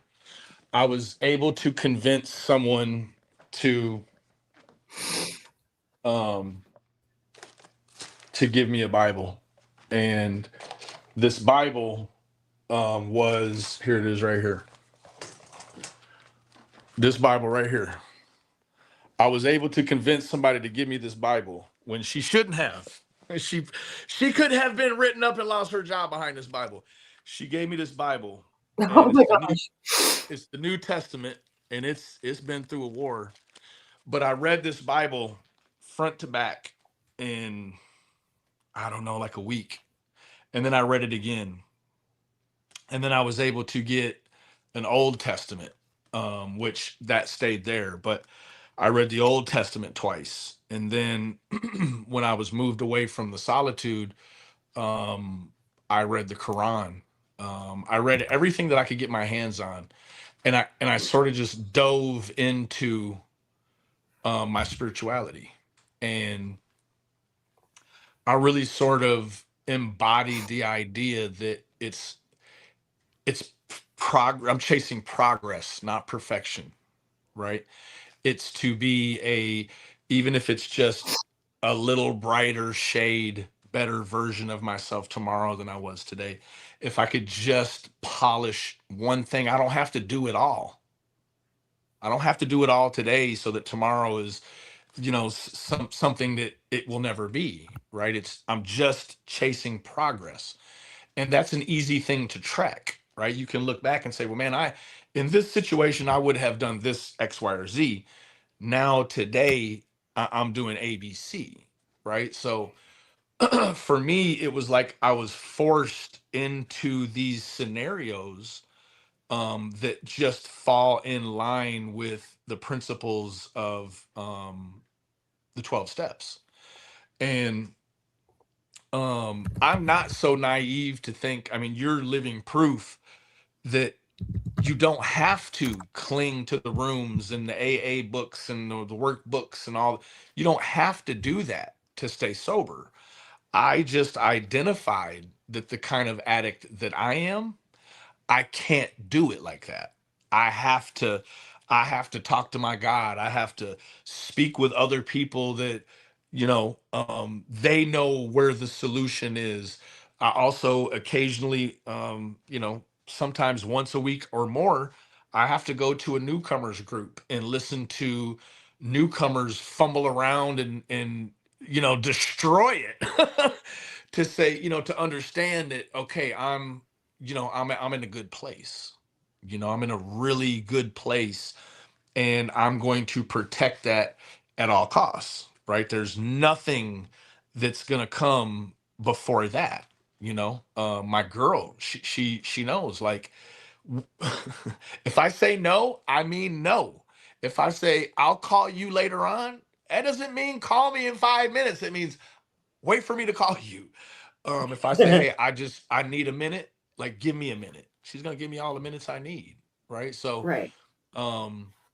For that, I'm really grateful because she's very understanding, and she's, but she's considerably younger than I am, but she's very mature for her years, and I'm very grateful for her presence in my life because she makes it attainable. She makes it accessible to have a healthy relationship without without dreading the toxic, right? Like, you know, other relationships, you're like, man, I know it's in there. I've heard her say it before. Like, I'm just waiting. Like, no, she really allows me. We're very complimentary of each other. If I need her to lead me, she will. If she needs me to lead her, I will. So I'm blessed in all those ways. I'm really blessed. Now, look, family didn't even want me around, baby. Now they won't let me leave. They say, no, you aren't going anywhere. You're staying right here. So here I am.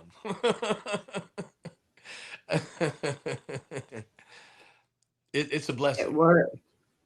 It works. Don't ruffle their feathers. It works. They're happy. I think that out in such an amazing way for you, but in so many different amazing ways. That I think that on top of you and your strength and your beliefs and everything else that you have going for inside your head and your heart, you have just a beautiful, wonderful support system. And even like your old lady who isn't, old, but she's your old lady. She's amazing. And she's beautiful, and she tolerates your good, and she tolerates your bad, and you're annoying, and you're funny, and I always say Matt tolerates me very well. I'm lucky. I've always said I'm very lucky. He tolerates me so well because I can be difficult. Surprise, surprise. Believe it or not, No way, I can be difficult. Jose. You don't say. You have to be a very strong man to be my man. And it's just because of everything I've gone through in my life that I don't know how to not. Matt said no comment. Don't know how to not. When he moved in with me, we were emptying out some drawers, and he's tossing knives, like pocket knives and shit on the bed, and there's this huge pile, and he stops. I don't know how many there were at this point, and he's holding one, and he's like, "Can I ask you a question?" I'm like, "What's up?" He's like, "What's with all the knives?" I'm like, "I don't know. I like knives. Like, was this a test? Like, what the fuck?" But I always carried knives. I was, like, he's literally watched me chase a man down the road with a knife in my hand. So we've had problems to where, like, he was always like, "You have to stop. You have to stop. Just let me take care of the men. Like, if a man fucks with you, you don't have to get in their face. Like, you don't need a chest bump no one. You know what I mean?" Like, yeah. Like it's it's a drawer full of Noelle's need to protect herself. But I had to, and he didn't understand. Just like he didn't understand when he was moving around and doing things. I'm flinching. I didn't have to. I knew I didn't have to, but I did, because in my body, I'm still reacting to, he's a big man and he's moving and it's fast, and I don't, I have that. I have to be ready and protect myself. Just like if somebody comes up and man or woman, and they come at me like, "Bro, what's up?" Like, we can do this right now. Like, I don't care. And he was always like, he started out decently, like polite, like, "Please stop. Let me handle it. Please. Someone's gonna hurt you. You can't beat up every man." Like, I've done pretty damn good for most of my life. And he's like, "Okay, but you gotta, let me handle it." To the point where he's like, "You're never gonna fucking listen. You gotta stop." He's like, "I'm handling some bullshit." All of a sudden, somebody comes in and they're like, "Your old lady just ran out the door, chasing some guy down the road with a knife in her hand." He's like, What the fuck? What if he took a knife from you and he killed you or he hurt you?" I was like, "Well, he's not gonna do that." "How do you know?" I'm like, "Because he's fucking running." I'm like, "That's how I know." You hadn't thought that far ahead yet. Like, what do you want? He's like, "You are going to be the reason I go back to prison." And that's when I stopped. Okay, I'm listening now. You have my full attention. I promise. He's like, "If someone touches you, if they hurt you, if they kill you, do anything, I am going to have to kill them. And then I'm going to be in prison for the rest of my life, all because you won't fucking listen. Stop, blah, blah, blah, blah." And I'm just like, "Okay, stop yelling at me. I will not do it again." And at that point, I stopped carrying knives for quite a while. I didn't. There was one more time after that. I'm not going to lie. There was one more, but that dude deserved it. Other than that, it was done. And That was just the way it is. I had to respect the fact that he's the man, right? And it's not the whole like man, woman, dick, no dick, whatever. Like, yeah, whatever. No, it's that he has a certain set of morals and values and a way of like he protects me. I don't have to protect myself anymore, even Right. though my You can brain fall is into that, wired to yeah. protect. Mhm. Uh, Yeah. I had to remember that I needed to rethink everything because it's no longer now that I'm fighting for my children and for me and to survive. It's that I have somebody who will fight for me should that ever have to happen, and I need to just allow it. Um, you know, we're on the side of the road with a fucking busted tire, and I'm pulling all the shit out, and I'm breaking the lug nuts, and he's like, "Stop, stop!" Like, what? And he's like, "I'll do it." And I looked at him like, "You know how to change a tire?" Like, I'm you not got a used to whole men knowing. bodybuilder, lady. Get back in the car. I'm not used to men knowing how to use tools, let alone change a fucking tire. Okay, Right. I'm not used to like a man. It's just not normal. It's not natural. They're all fucking bitches. Some like my ex-husband, the one that tried to fucking kill me, comes home from work early one day and I'm building some shit. I'm like, yo, can you get me a screwdriver, please? It was like 11:30. He's like, isn't it a little bit early to drink? I was like, never mind, I got it. Like, okay, so it was not normal for me. So when I said, you know how to change a tire, I sounded snarky. I know I did, but it was like, what the fuck? You're gonna break it more, And he's like, he just looked at me like, yeah, I got this. Okay. And so I started to just realize that he was completely different from, and I knew he was, but I went from best You still friends hadn't to, been introduced to all the things that he yeah, knows. like I Yeah. do most of Yeah. the things, but not all the things. And so Yep. the adjustment phase of now being with him from everything else I've experienced was just completely different.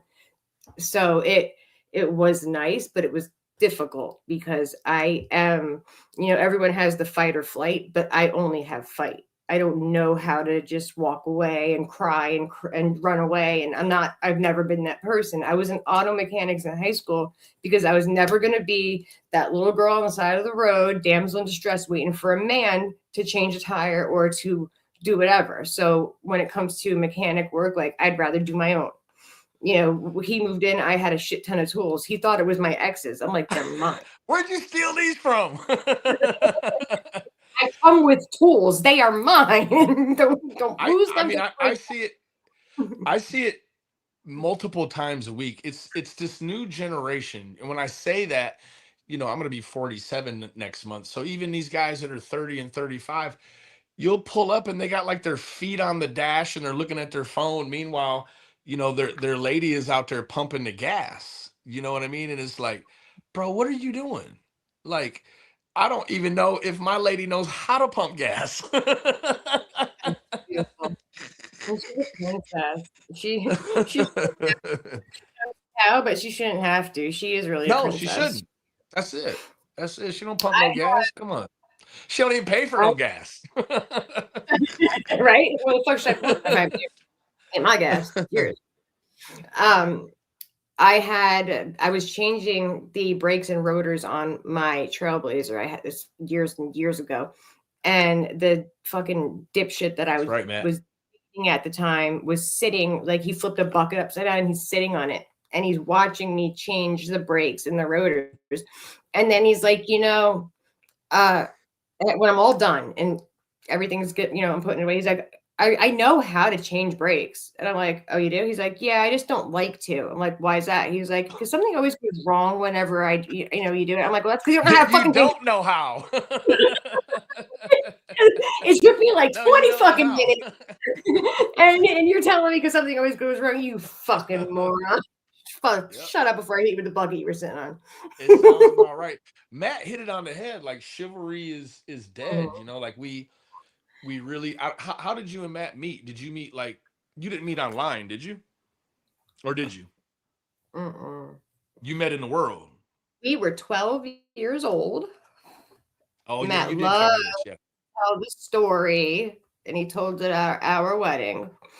But we were 12 years old, and I was his first girlfriend ever. And I broke his heart, blah, blah, blah, blah. Wah, wah.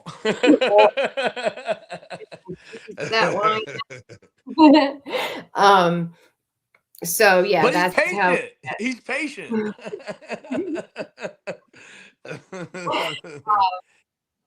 And then, of course, fuck. No, What happened? we went our own ways, and fucking motherfucker, I got you. When we ended up going our own ways, you know, I was already using dope at the time, and so I was dating the guy that lived across the street from me, and he was best friends with my best friend's brother. So he was, you know, coming around. Then they were playing football together, and we were always hanging out. And so the guy that I was dating, the kid, he and I broke up like over and over again. It was, you know, 12-year-old. Fucking no one needs to be in a long-term relationship at any age when you're that young, right? So you were 38 when you married me. Dumb. Typical. He said I married her at 35. We were 38. You were just operating at a 35-year-old level. That's I all. don't really. It works though, because still to this day he tells everyone he's 3 years younger than he is. So in his mind, he was 35. That's it.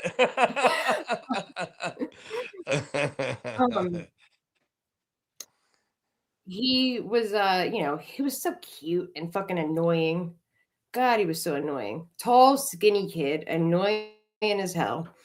It's just as annoying as he is now, but he's not skinny anymore. I went off, did my own thing, whatever. He went off, did his own thing. He actually blames me. Yes, rest in peace, Kenny. He the boyfriend that I had been dating, he overdosed. And he died in October of 2016. And then I came home in December of 16. And then we got together, like we hung out in January of 17. And then he moved in with me at the end of November of 2017. So that's how that happened. But he likes to say that I broke his heart, and then that's the reason that he took the road, you know, that he took because of me breaking his little fragile 12-year-old heart. But I wasn't any good for him at that time. He's home, so that's why she's barking. I wasn't good for him, anybody. He was a good kid. He was a good, you know, he had like this giant heart bigger than his whole body was, you know, and he was just sweet and innocent. And I was at 12, I was already a heroin addict, and I couldn't give anybody anything, not anything good, not anything positive. And I wasn't going to be the reason he started using. So we ended up going, you know, our own separate ways, doing whatever. He actually caught me. He called and he's like, "Do you want to go to a movie?" And I'm like, "I can't. I have plans." And I was getting ready, and he calls my friend, and my friend's like, whatever to him. And then he calls me back. I'm like, "For fuck's sakes." And he's like, "I thought you said blah, blah, blah, blah." He's like, "But you're really, da, da, da." I'm like, "You got me." Like, what do you want me to say? You caught me, for fuck's sake. But that was how it was. Hey, baby. What's up, man? Hope you're doing well. I'll tell you one thing. He has the same problem I have. We have huge hearts with ears to match. They kept telling me, "You'll grow into them." No, I never grew into them. I just keep them tucked inside my hat. I never noticed you had ears, like, you know, I have huge ears. I got my mom's ears. That's funny. I don't know where his ears came from. I guess his dad. Must They be. came from somewhere. Had to. When I was up north in Pennsylvania, I just was filing for a divorce and everything. It was right before I got arrested. It was in October. He had gotten out of prison in August, and I had filed for divorce. And I posted a picture on Facebook, and he just hit me up on Messenger, and then I'm just like, hey, what's up, blah, blah, blah, and we started talking, and that was in 2015. So we just fell back into like a really good, friendship routine, and we were best friends. And then I came home, and here we are. That was one of the defining things for me too, was Okay. that Okay.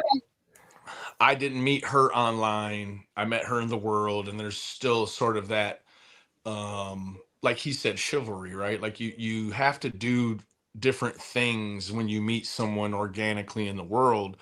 There's not already this preconceived notion where not saying there's anything wrong with meeting anyone online at all, because I have, right? But with her, it was, we had to get on one accord. When I feel like when you meet someone online, a lot of times you both already want the same thing, right? There's already, with all the hookup sites, Tinders, and all the things, like two people are already looking for the same thing. Gang. When you meet someone organically, you have to draw into each other. And I think that that's why my relationship has been successful, because we don't always want the same thing, right? Right. It's okay for her to want something on the left hand when I want something on the right hand. Whereas when you start interweaving these cyber relationships together, it's destined to fail, in my opinion. Now, I'm also not here to tell you that you can't meet the love of your life online. I'm not here to tell you that. But I think that it comes with a new set of issues, and that's in my experience. I'm not saying that, it is the grail, but, I kind of like with you and Matt, right? Like, she knows all about my history, right? It's impossible for her to go on YouTube and not see the whole history of Benny Keyz, right? And she loves me in spite of those things, right? She could see the growth as well, right? So it's a beautiful thing, it's a real beautiful thing. It is because she accepts you for Absolutely. all of that, all of the good, bad, horrible, better, whatever. But it's not even that she accepts you for all of that. She knows you for who you truly are. So it's easier 100%. For her to overlook anything that you may be like embarrassed of, or wish you didn't do, or whatever, like your feelings about anything that you may have said or done in the past. Maybe she can look at you and overlook it and be like, but it's not who you are. Like, I know in your heart, like in my heart, I know who you are as a whole. You're not that. And it's easier for her to be more forgiving and offer grace to you than it is for you to yourself. And I can honestly say, at almost 47, it's the only relationship in the whole history of me that I started with all truths. Like, this woman, I would say it because she's watching. I would say that she could not tell you, she could not tell you one thing that I've lied to her about, right? She knows the phone goes off all times of the day and the night, and she knows it's always going to be a woman. Matt would be like one of the few guys and she's not messed up about it, right? She knows that I'm with her. I'm here for her, right? I have a lot of lady friends, and she's not messed up about that. She's not, what's the word I'm looking for?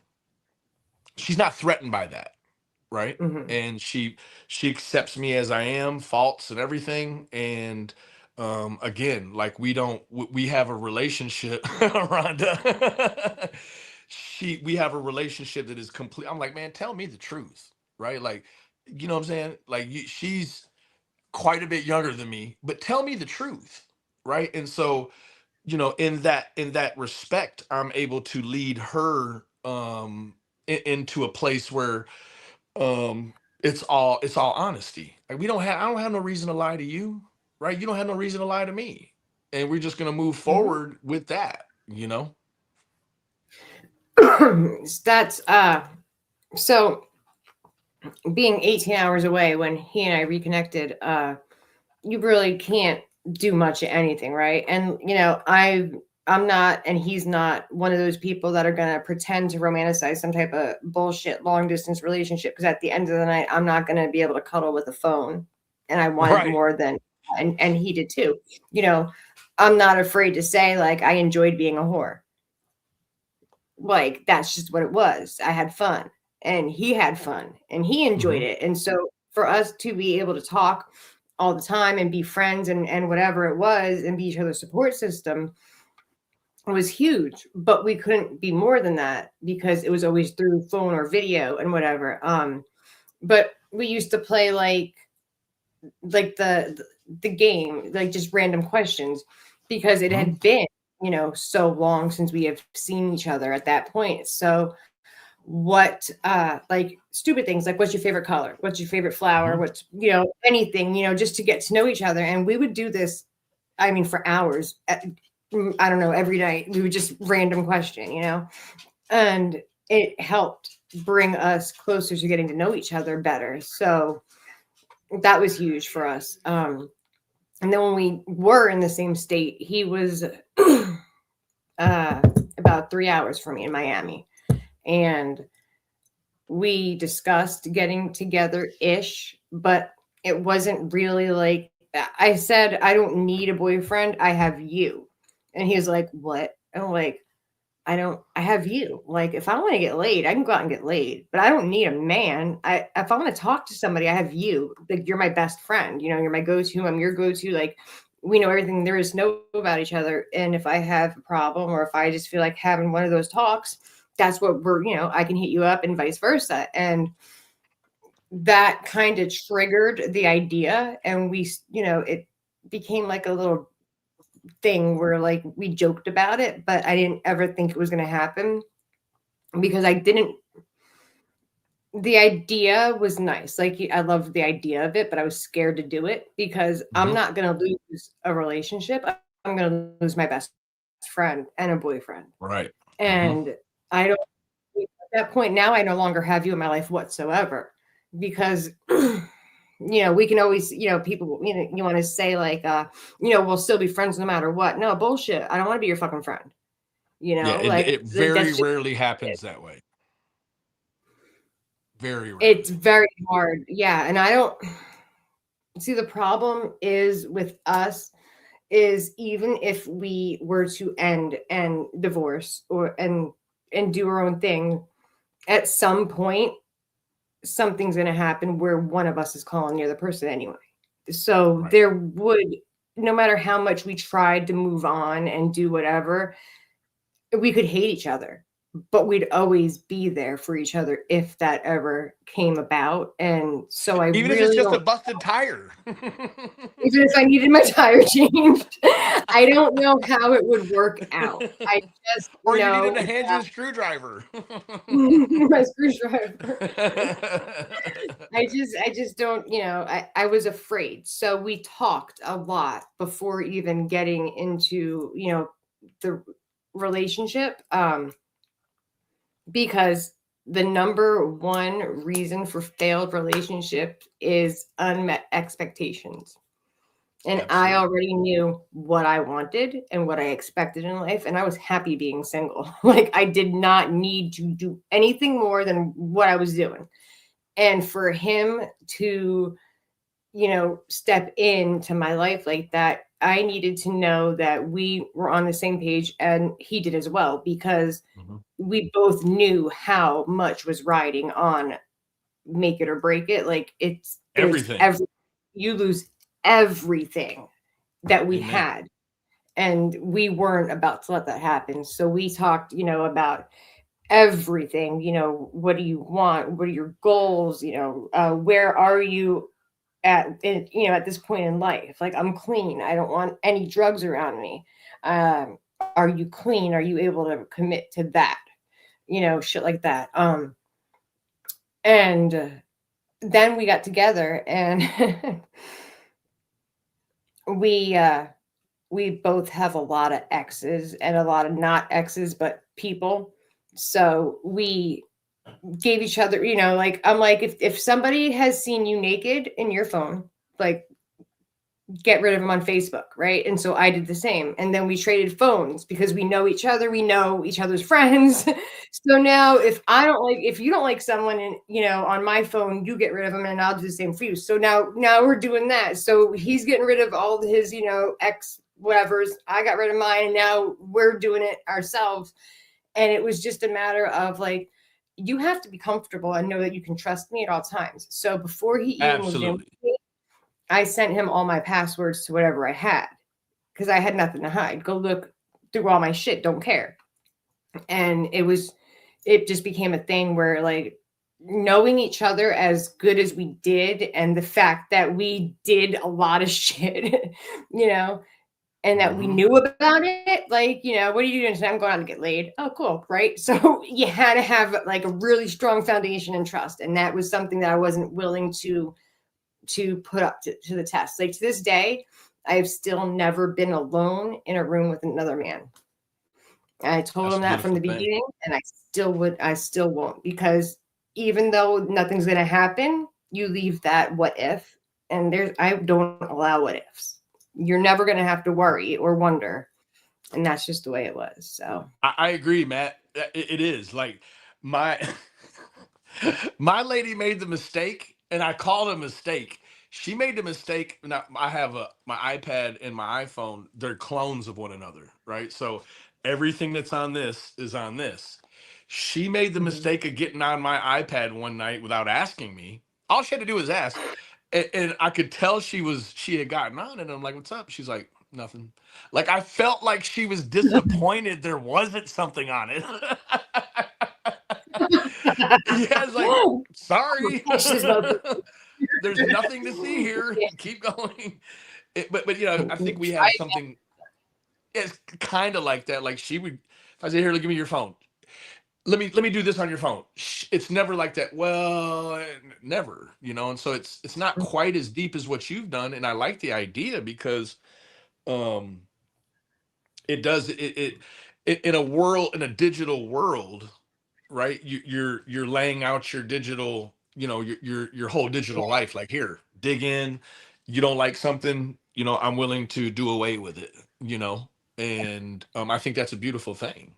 In a digital world, that's how you instill trust from the very beginning. Like, hey, I'm not going to lay my phone this way, or I'm not going to hide it or do weird shit. No, like, you can get into it anytime. Like, no problem. Yeah. And that was always the thing. So like, if one of us was driving, the other one, like, co-pilot. So like, if I was driving, got a text, he'd read it, respond, or vice versa. That, it was always like, whatever. It doesn't matter. Grab a phone, whichever one, doesn't matter. Use it if you want to look something up. There was never any of that. I didn't give a shit. He didn't give a shit. There was nothing to hide. And that was just a thing from the beginning that we needed to make it a point to just do, because how do you know everything about me and I know everything about you? We know all each other's dirt, and now you and I are going to get into a relationship. Meanwhile, you know everything and I know everything, and now here we are at this point where, how do we make this so that it's fail proof? Because I don't want to create a relationship. I want to create the relationship, like the perfect relationship, and I don't want it to go away. And that's just what it has to be, no matter what. Like, you guys, you know about when he wanted to take me to meet some friends of his, and he didn't realize they were using again. I told this a long time ago. And one of the people there we walk in and they're like, hey, how's it going? Blah, blah, blah. And like, I'm like, I've been here 5 minutes. There's people shooting up. There's people like, what the fuck is going on here? And somebody walks up and she puts something in my hand. I look at it and it's a fucking cap. And it's a heroin, for anybody who doesn't know what a cap is.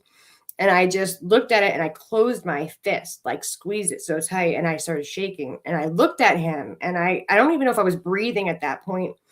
I turned around and I just speed walked out the front door into the parking lot of their apartment. And I'm just like, what do I do? What do I do? What do I do? Like, holy shit. This is like 9 years ago.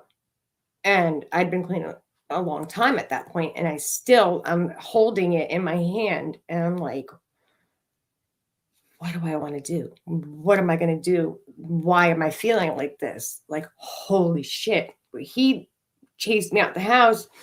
He's like, what's wrong? And I'm just standing there like, and I'm crying, like crying.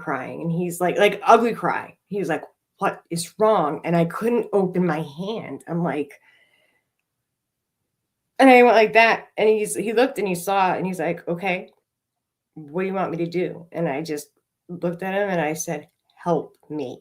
And he took it and he ran in the house and he came back out. He's like, do you want to leave? I'm like, I gotta go. Time to go. But most people would be like, well, why would he be like, what do you want? What do you want to do with it? What do you want me to do? Like, they would just be like, oh, take it or whatever. But he doesn't know what to do because he'd never seen me in that situation. He didn't know how I was going to react. I could have gotten angry. I could have, who knows? I didn't know.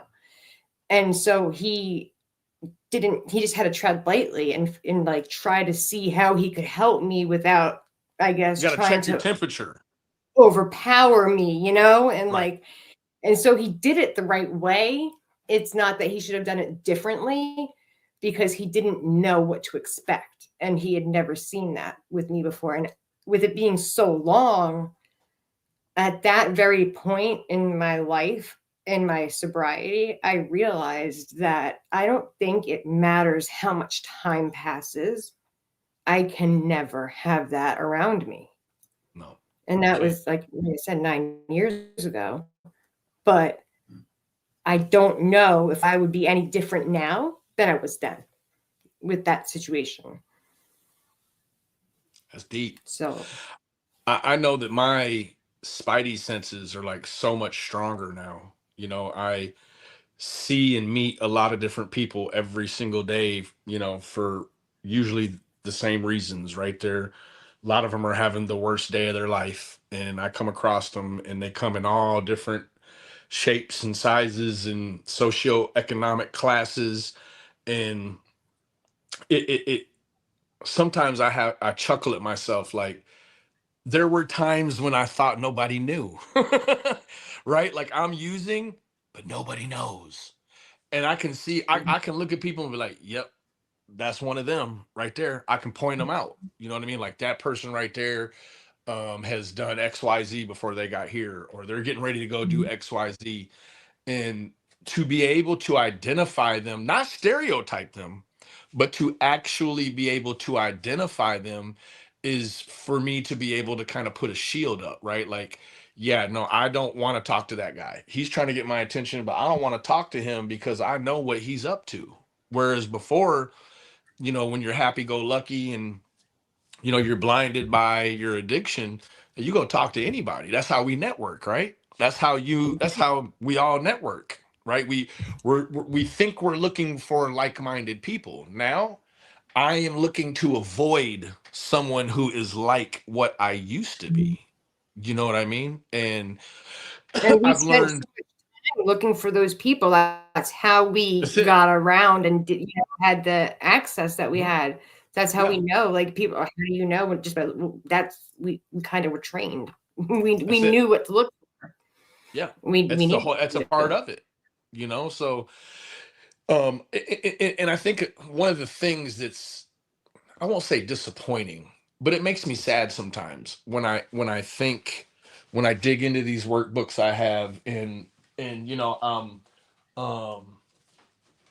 messing with my journals and you know I'm looking back at all the work that I've done over the past almost 2 years.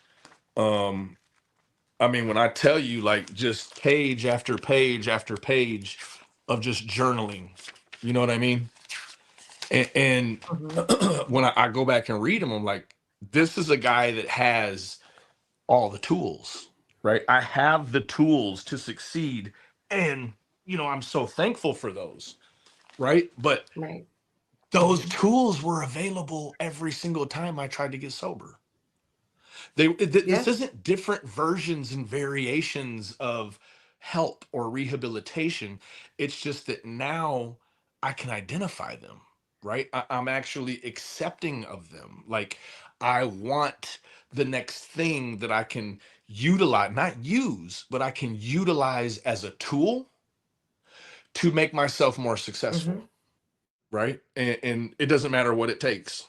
I'll To do achieve anything. great. Absolutely. Mm. So Yeah. that does make me a When little I sad moved up, sometimes. When I'm like, I could have had this a yeah. long time ago, but I understand that along my journey, I was always where I was supposed to be at, right? And then Hmm. you just You accept were it, and progressing the way you wanted to. Yeah. yeah, When I yeah. moved up north, I moved for many reasons, but one of them was a change. People, places, things, right? That's what you want to get away from when you want to get out of this life.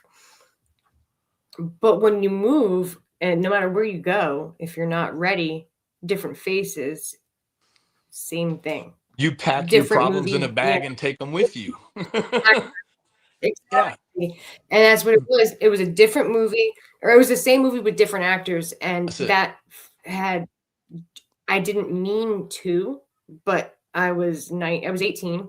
I knew everything. And I just went from one situation to the same situation with different faces without meaning to, but falling back into it, but differently because that was, when I started to get into like the coke and the meth and Hmm. added that in. It wasn't just the heroin anymore. Hmm. So it was just crazy, and it was a whirlwind, and it was whiplash, and you don't know from one minute to the next. And sometimes I don't know how I survived because I don't think I was supposed to sometimes. Yeah, I feel like I was close. I still deal with what I mean I try to be as selfless as I can. I do deal with like my sobriety. um it forces me to be selfish in ways, right? And that's another one of the defects where I'm trying to, I used to be selfish in a toxic way. Now I'm selfish in positive ways, right? And um being in a service career makes that part easy. But then it's like, what do I do with my personal time, right? And I have a handful of people that I've met here on YouTube, that I counsel with, that either have a loved one that's dealing with substance abuse issues, or this Mhm. person themselves. And I tell them right up front, like, I can't cure you. I can't solve your problems for you. I can't be your banker.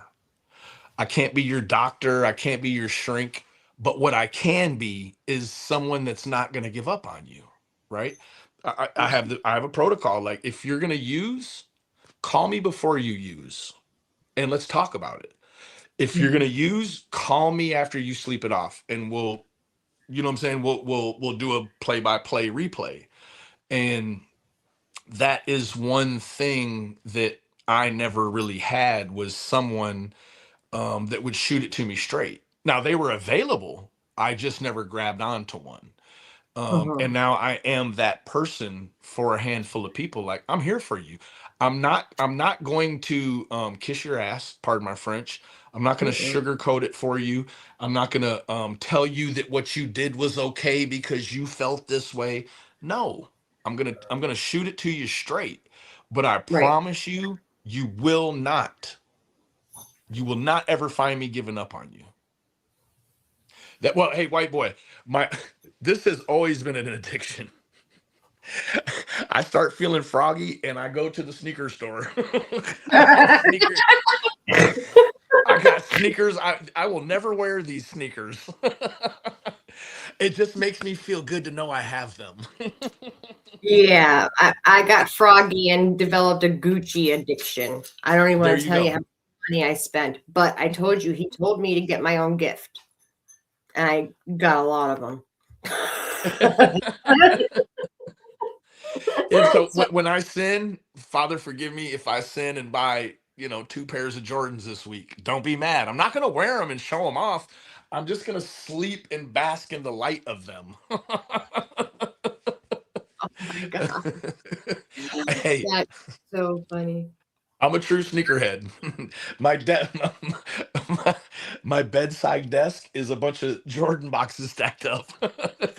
Like me and my Lucchese boots. Oh my gosh, I cried when I got them. He came home one day and I was sleeping and we wearing them, sleeping in them.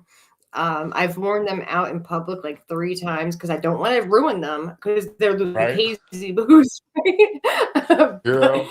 I got oh a my, pair of Lucchese's. I'm gonna show you right now. You're not gonna believe these boots, man.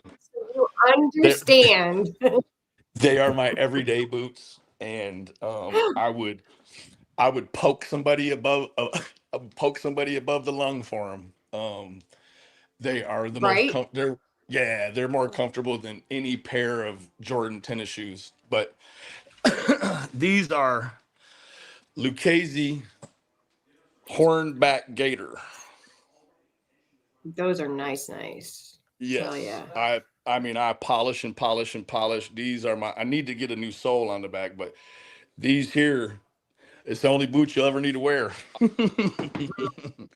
I love my Gators. Um, what do you do when it's time like to go to sleep and the world is so loud, or when you're staying on your path and doing the right thing and following everything the way you're supposed to, hmm but the world is just screaming and you can't wind down and it's just what do you do to get that peace? Because I've not found it yet. I just lay there and pray or Well, lay there. I think that it is something that I'm dealing with, trying to sort of find a path to the end of it.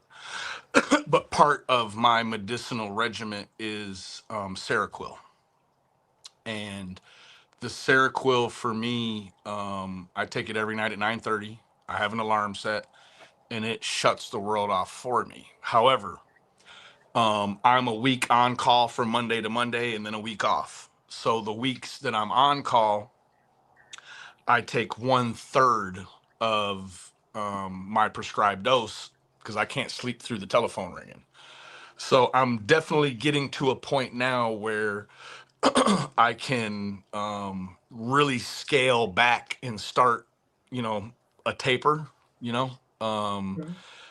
But when I during my weeks on call, when I'm taking 1/3 of the dose,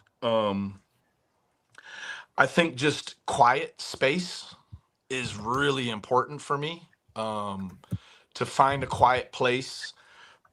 I know so many people want to go to sleep with the YouTube on, or they want to go to sleep with a movie or true crime, whatever, right? Because you got to have that chatter. And I used to too. And I'm not going to lie, sometimes I do fall asleep listening to something. But for me to really turn it off, like I have to be able to listen to what's going on out the window. And in the middle of the night, there's nothing. So for me, I have to turn off all of the exterior stimulants, TV, music, lights, all of that. And if that doesn't work, then I'll do some reading, usually in the Bible. What I like to do is I'll just kind of card deal a spot in the Bible, and I'll put my finger down, and then I'll just start reading from there. And that is like that's like last resort, right? I usually don't have to go to that, but that and just having very full days. I go to church on Wednesday nights. I go to church on Saturday nights. um I have very full work weeks, and on call, and we have a new puppy, so I have a lot of things that keeps my body in motion. um in the beginning of my sobriety, I did have issues turning my mind off, and I think probably a more generic way to say it is, turning everything off. You don't have to be sitting like this with your, in the cross-legged, they call it now, uh, in the kindergarten, and Crisscross apple. meditate. Crisscross applesauce. Yes, that's the way to say it. Right. Thank you. I don't have to crisscross applesauce and do this in order to be in meditation. Right. I can just be in quiet space. Doesn't matter about the lights or any of that, but just in a quiet space where I can adequately work out what my mind is kind of stuck on, and then I just work through it and go to sleep. If like I said, last resort is I get in the Bible and read something. I probably would read a book if I had a different book in my room, but I just don't. So I just read the Bible. How about you? I just lay there and I pray. I pray a lot for hours sometimes. And if it doesn't work, because I do have a lot of pain, that also causes issues where my body just goes into spasms. My legs get paralyzed or numb.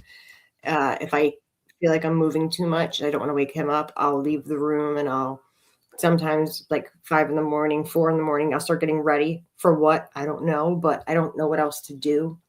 I go somewhere else and I listen to audiobooks sometimes. They help a lot, the books that I listen to, but I just lay there in the dark and I just talk to God. That's the only thing that I've done for years, because that's all that I have found that works. And I don't want the quiet to get so loud that my brain decides that I need to do something else. I can't I get get it. point. So I don't. And like you, I haven't been on the channel doing anything for years, but I am still very much in contact with people who need help, or they want to talk about like any abuse or any addiction or any issues. Like I do a lot behind the scenes with people. So, I've come to find that since I've been back, like the more I entertain the YouTube, the less I want to be active. Does that make sense? Probably the same thing you dealt with or are dealing with. It's like I have friends that are over here in this community, or I got people over here in this community, and I see what they're doing and the way that it spills over by me, and I'm like, yeah, like the more I'm here, the less I want to be here. Like I still have a large network of people that support me, and I support them, and that is not contingent on me live streaming or doing videos or any of that stuff. And I'm not even probably a good observer, right? Like if I'm on YouTube, like I'm probably watching a real true crime story, or I listen to Matt, or, there's a few people I listen to. But if I really just want to stay out of the drama, like, man, I just will turn the YouTube off, just truly turn it off. I use it for music mostly, and to mod for him. Like I said, I've been trying to get back into doing this again because I like to do it to help, to do like real advocating and real, educating and helping people. If you have a platform, you should use it for good and to help people, not to like attack and destroy and lie and bullshit and drama. It's just not, I don't feel like that's the right thing to do. I have a very small channel. There's, it's not big.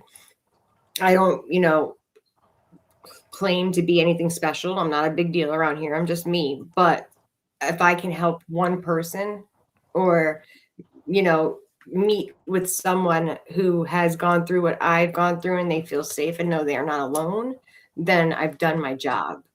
And that's I agree. why I'm coming back, because of all the shit. It's the power of the one, right? Like I'm with you. Like if I can help one person do something different today that's going to be a betterment to their life, like, man, I won today. I won. I'm winning. You know what I mean? And sometimes I feel like I can't help anyone today, right? I'm helping me today. I just don't come. But I think that you definitely you're on to something here. I truly do. I think that you're on to helping yourself as well, right? Hopefully first you're helping Noelle, and then by proxy of that advocacy, you're going to help many people.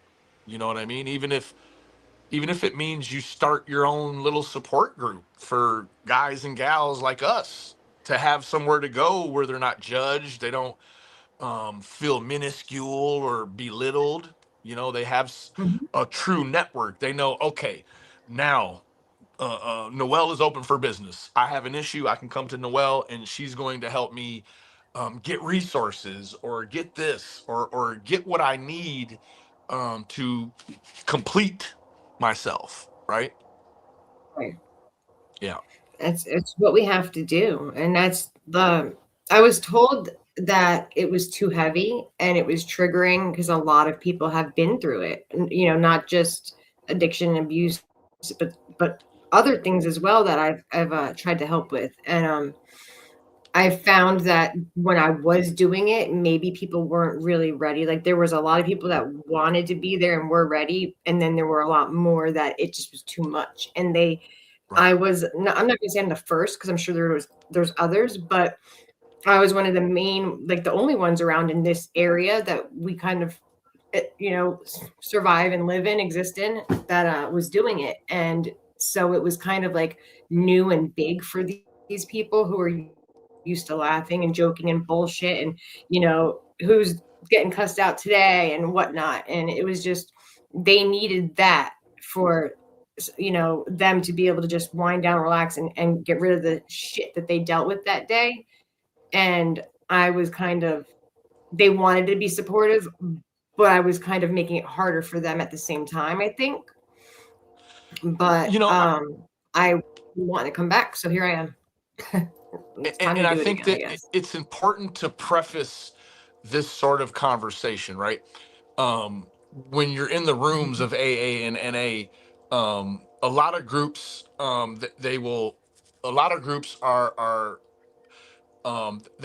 operate as a whole under the principle and the guides of AA, but a lot of them are autonomous, right? Like some groups will let you crosstalk, which crosstalk in AA talk means interrupt someone, right? A lot of groups won't. A lot of groups will forbid you to do war stories, because a lot of times, the stuff we've talked about tonight, like active using stuff, sometimes that is triggering to certain people, and you hate to trigger someone, but to preface these conversations, like these are like speaker meetings, right? And if you're fluent in the NA and in AA rooms, you understand when you go listen to a speaker meeting, a third of that talk is going to be their war story, their using story, their lows, their highs, and then you get to the solution, right? You're bringing the solution. So it's not meant to trigger anyone, but that's the part of the reality of a speaker meeting, right? Like a speaker meeting is way different than, hey, we're doing a second step study guide, right? Or a third step, or whatever it is, or an open discussion. This is about the war and then the fallout and then the resurrection, right? Absolutely.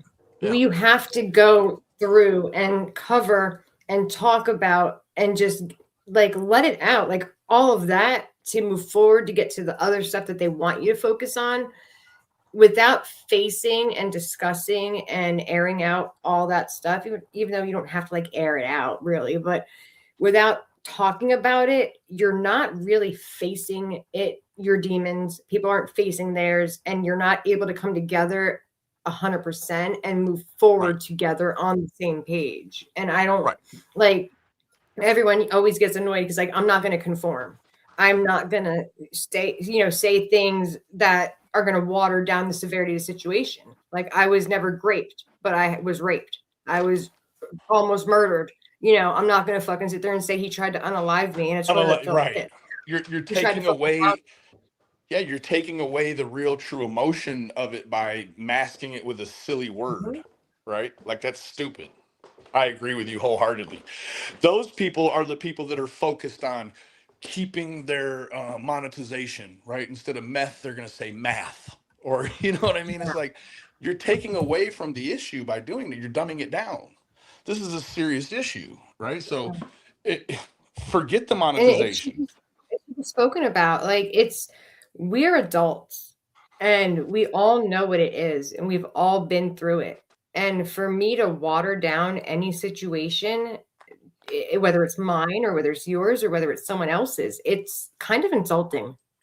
It's very And insulting. I agree. it doesn't allow you to understand the entire situation. It's this one giant situation filled with a whole bunch of little things and big things and horrible things, and they are not to be watered down or downplayed to make it seem like this happened, but it wasn't such a big deal. No, it was a really big deal and it was traumatic, and it still to this day affects me. They say when you can talk about things without crying. Well, I cry all the fucking time. That's okay. I'm an emotional person, and when I'm mad, I cry. Like it doesn't matter.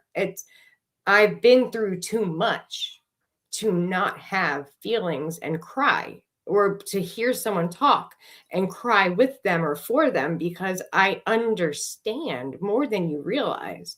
And a big part of why I continued to allow myself to relapse and escape into that world was because I needed to escape.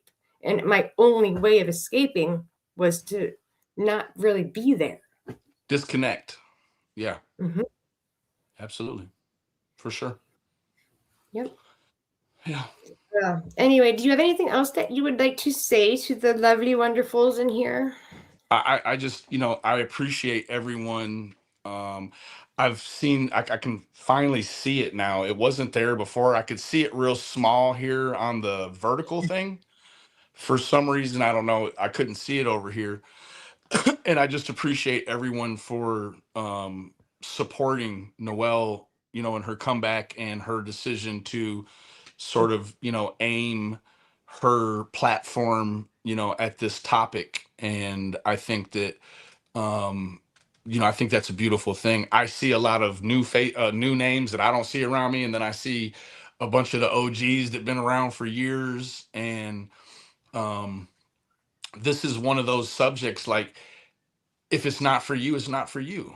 But we now live in a day and age where addiction has touched almost every family. It's touched a lot of the people in the chat as well. And I think that, I will do my best to help this situation flourish for Noelle. And I would ask that everybody else, help flourish it as well. If you know somebody that's struggling with an alcohol or substance abuse issue, there's a lot of resources in the chat log. Maybe it could just start by you sharing this video to someone that's maybe even just silently suffering, because it takes a lot. It took a lot for me and Herb. And how long have we tentatively been planning this? About 2 weeks. Yeah.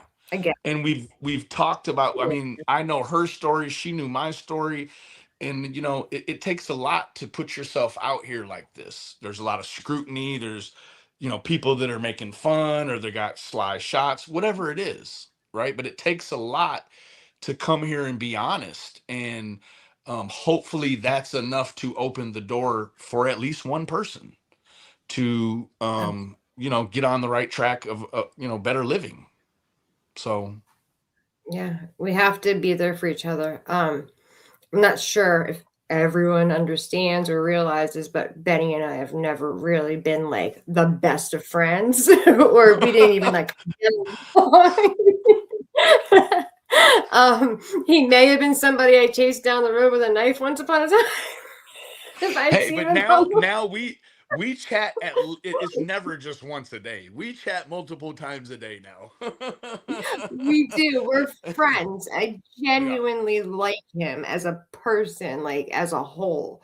And you know, in the beginning, he had apologized, and I appreciate it, but I get it. Shit happens, you know. He was like, Miss Noel. I'm like, dude, we are way past Miss Noel. Like, just call me Noel.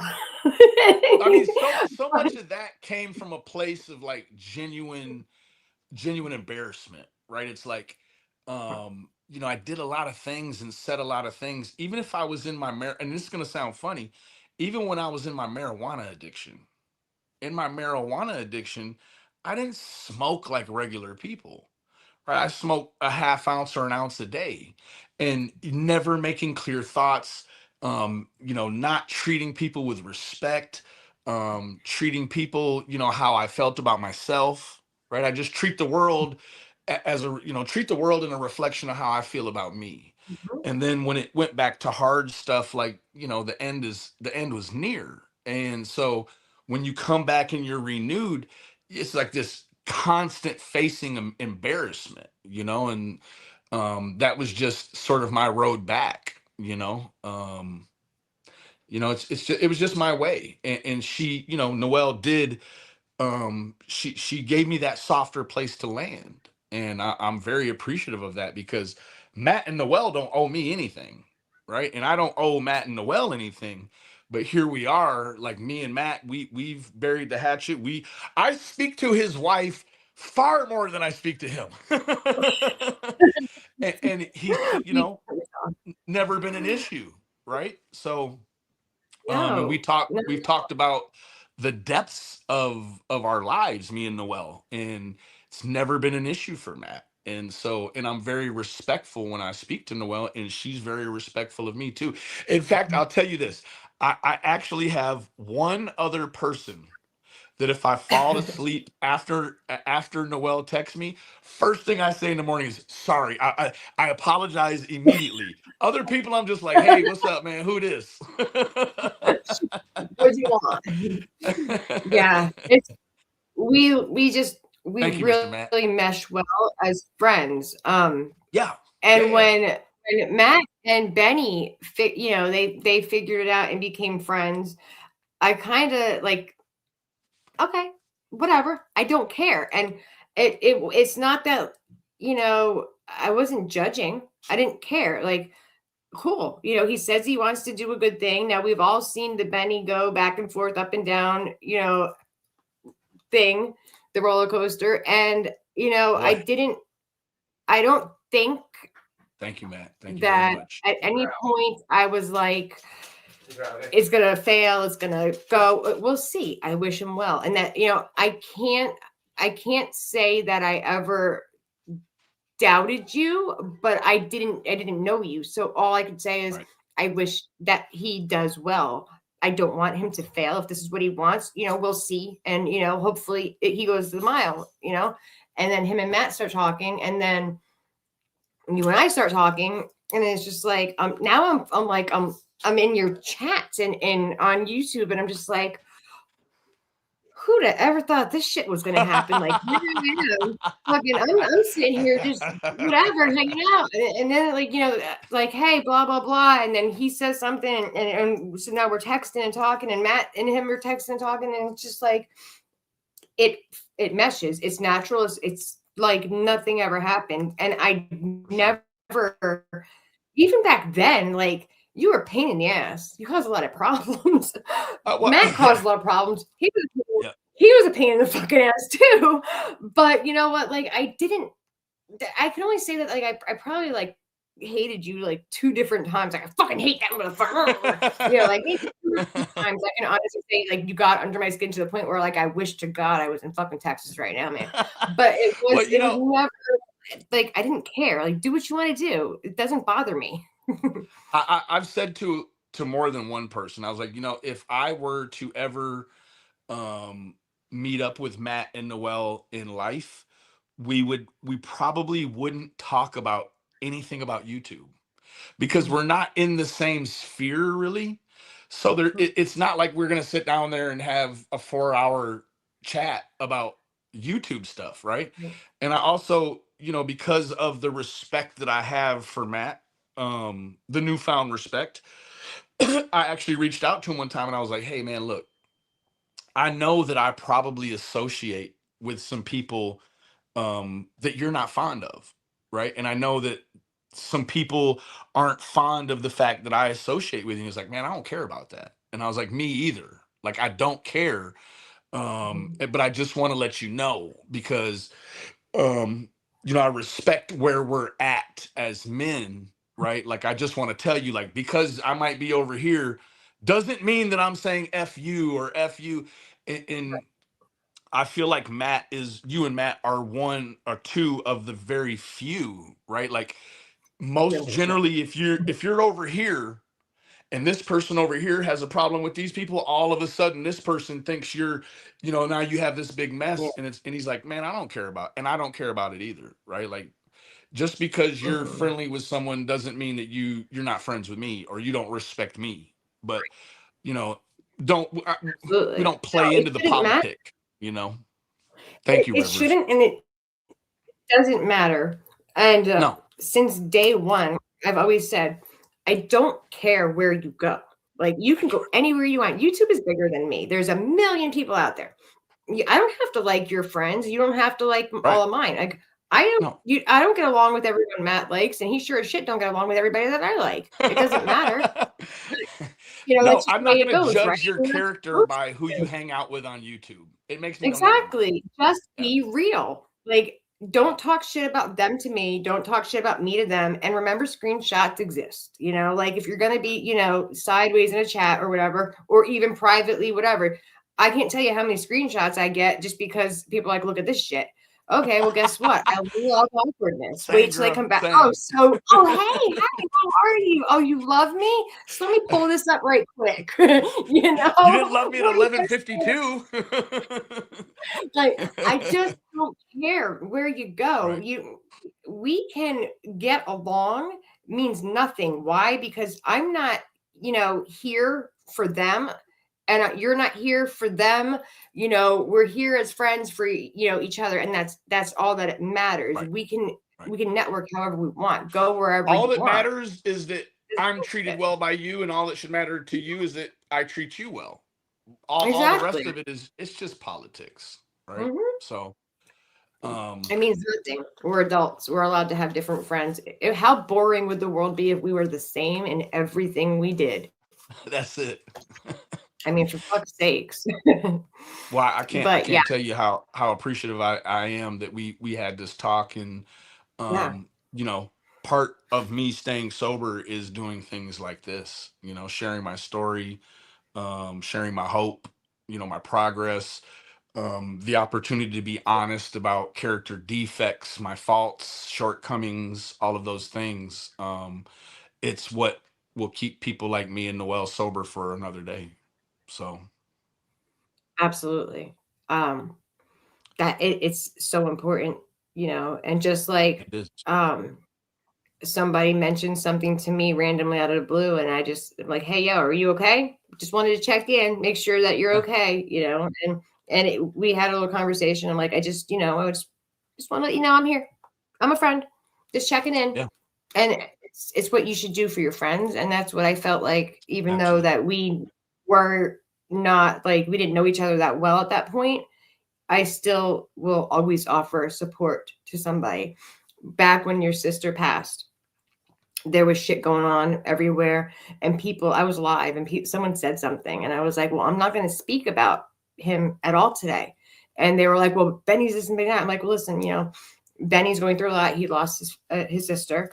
I said it, and even enemies deserve peace for a day. And I'm not going to address any of that because he deserves peace, and I'm going to respect that. I don't have to like you to give you what you deserve, and that's what you deserved.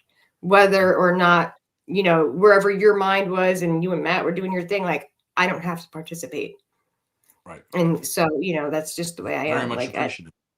it doesn't matter, Yeah. even if we were not friends and you need, like, oh, Noelle would know, and you hit me up, I wouldn't be like, what the fuck do you want? I'd be like, oh yeah, blah, blah, blah. I could still talk to you and have an adult conversation with you, not being your friend, not even liking you. I'd rather you ask for something that you knew was the truth than put something you thought out and then it's just a big lie. And, When it's I right, don't like. it's right. Yeah.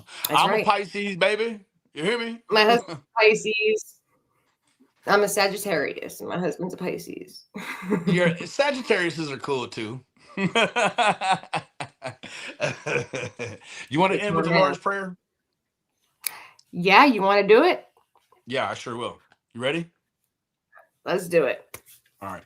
Our Father who art in heaven, hallowed be thy name. Thy kingdom come, thy will be done on earth as it is in heaven. Give us this day our daily bread, and forgive us our trespasses as we forgive those who trespass against us. Lead us not into temptation, but deliver us from evil. For thy is the kingdom, the power, and the glory forever and ever. Amen. Amen. All right. All Thank you, right. Miss Noelle, for having me. Thank you all so much, everybody. Benny, thank you for everything, and I hope you have a great night.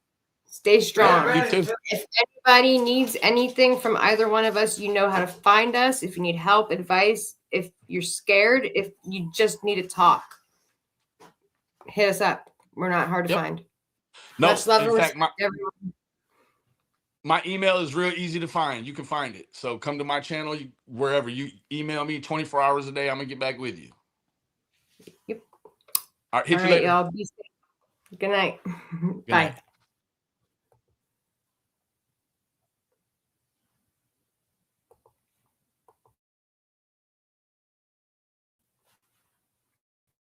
How's it going?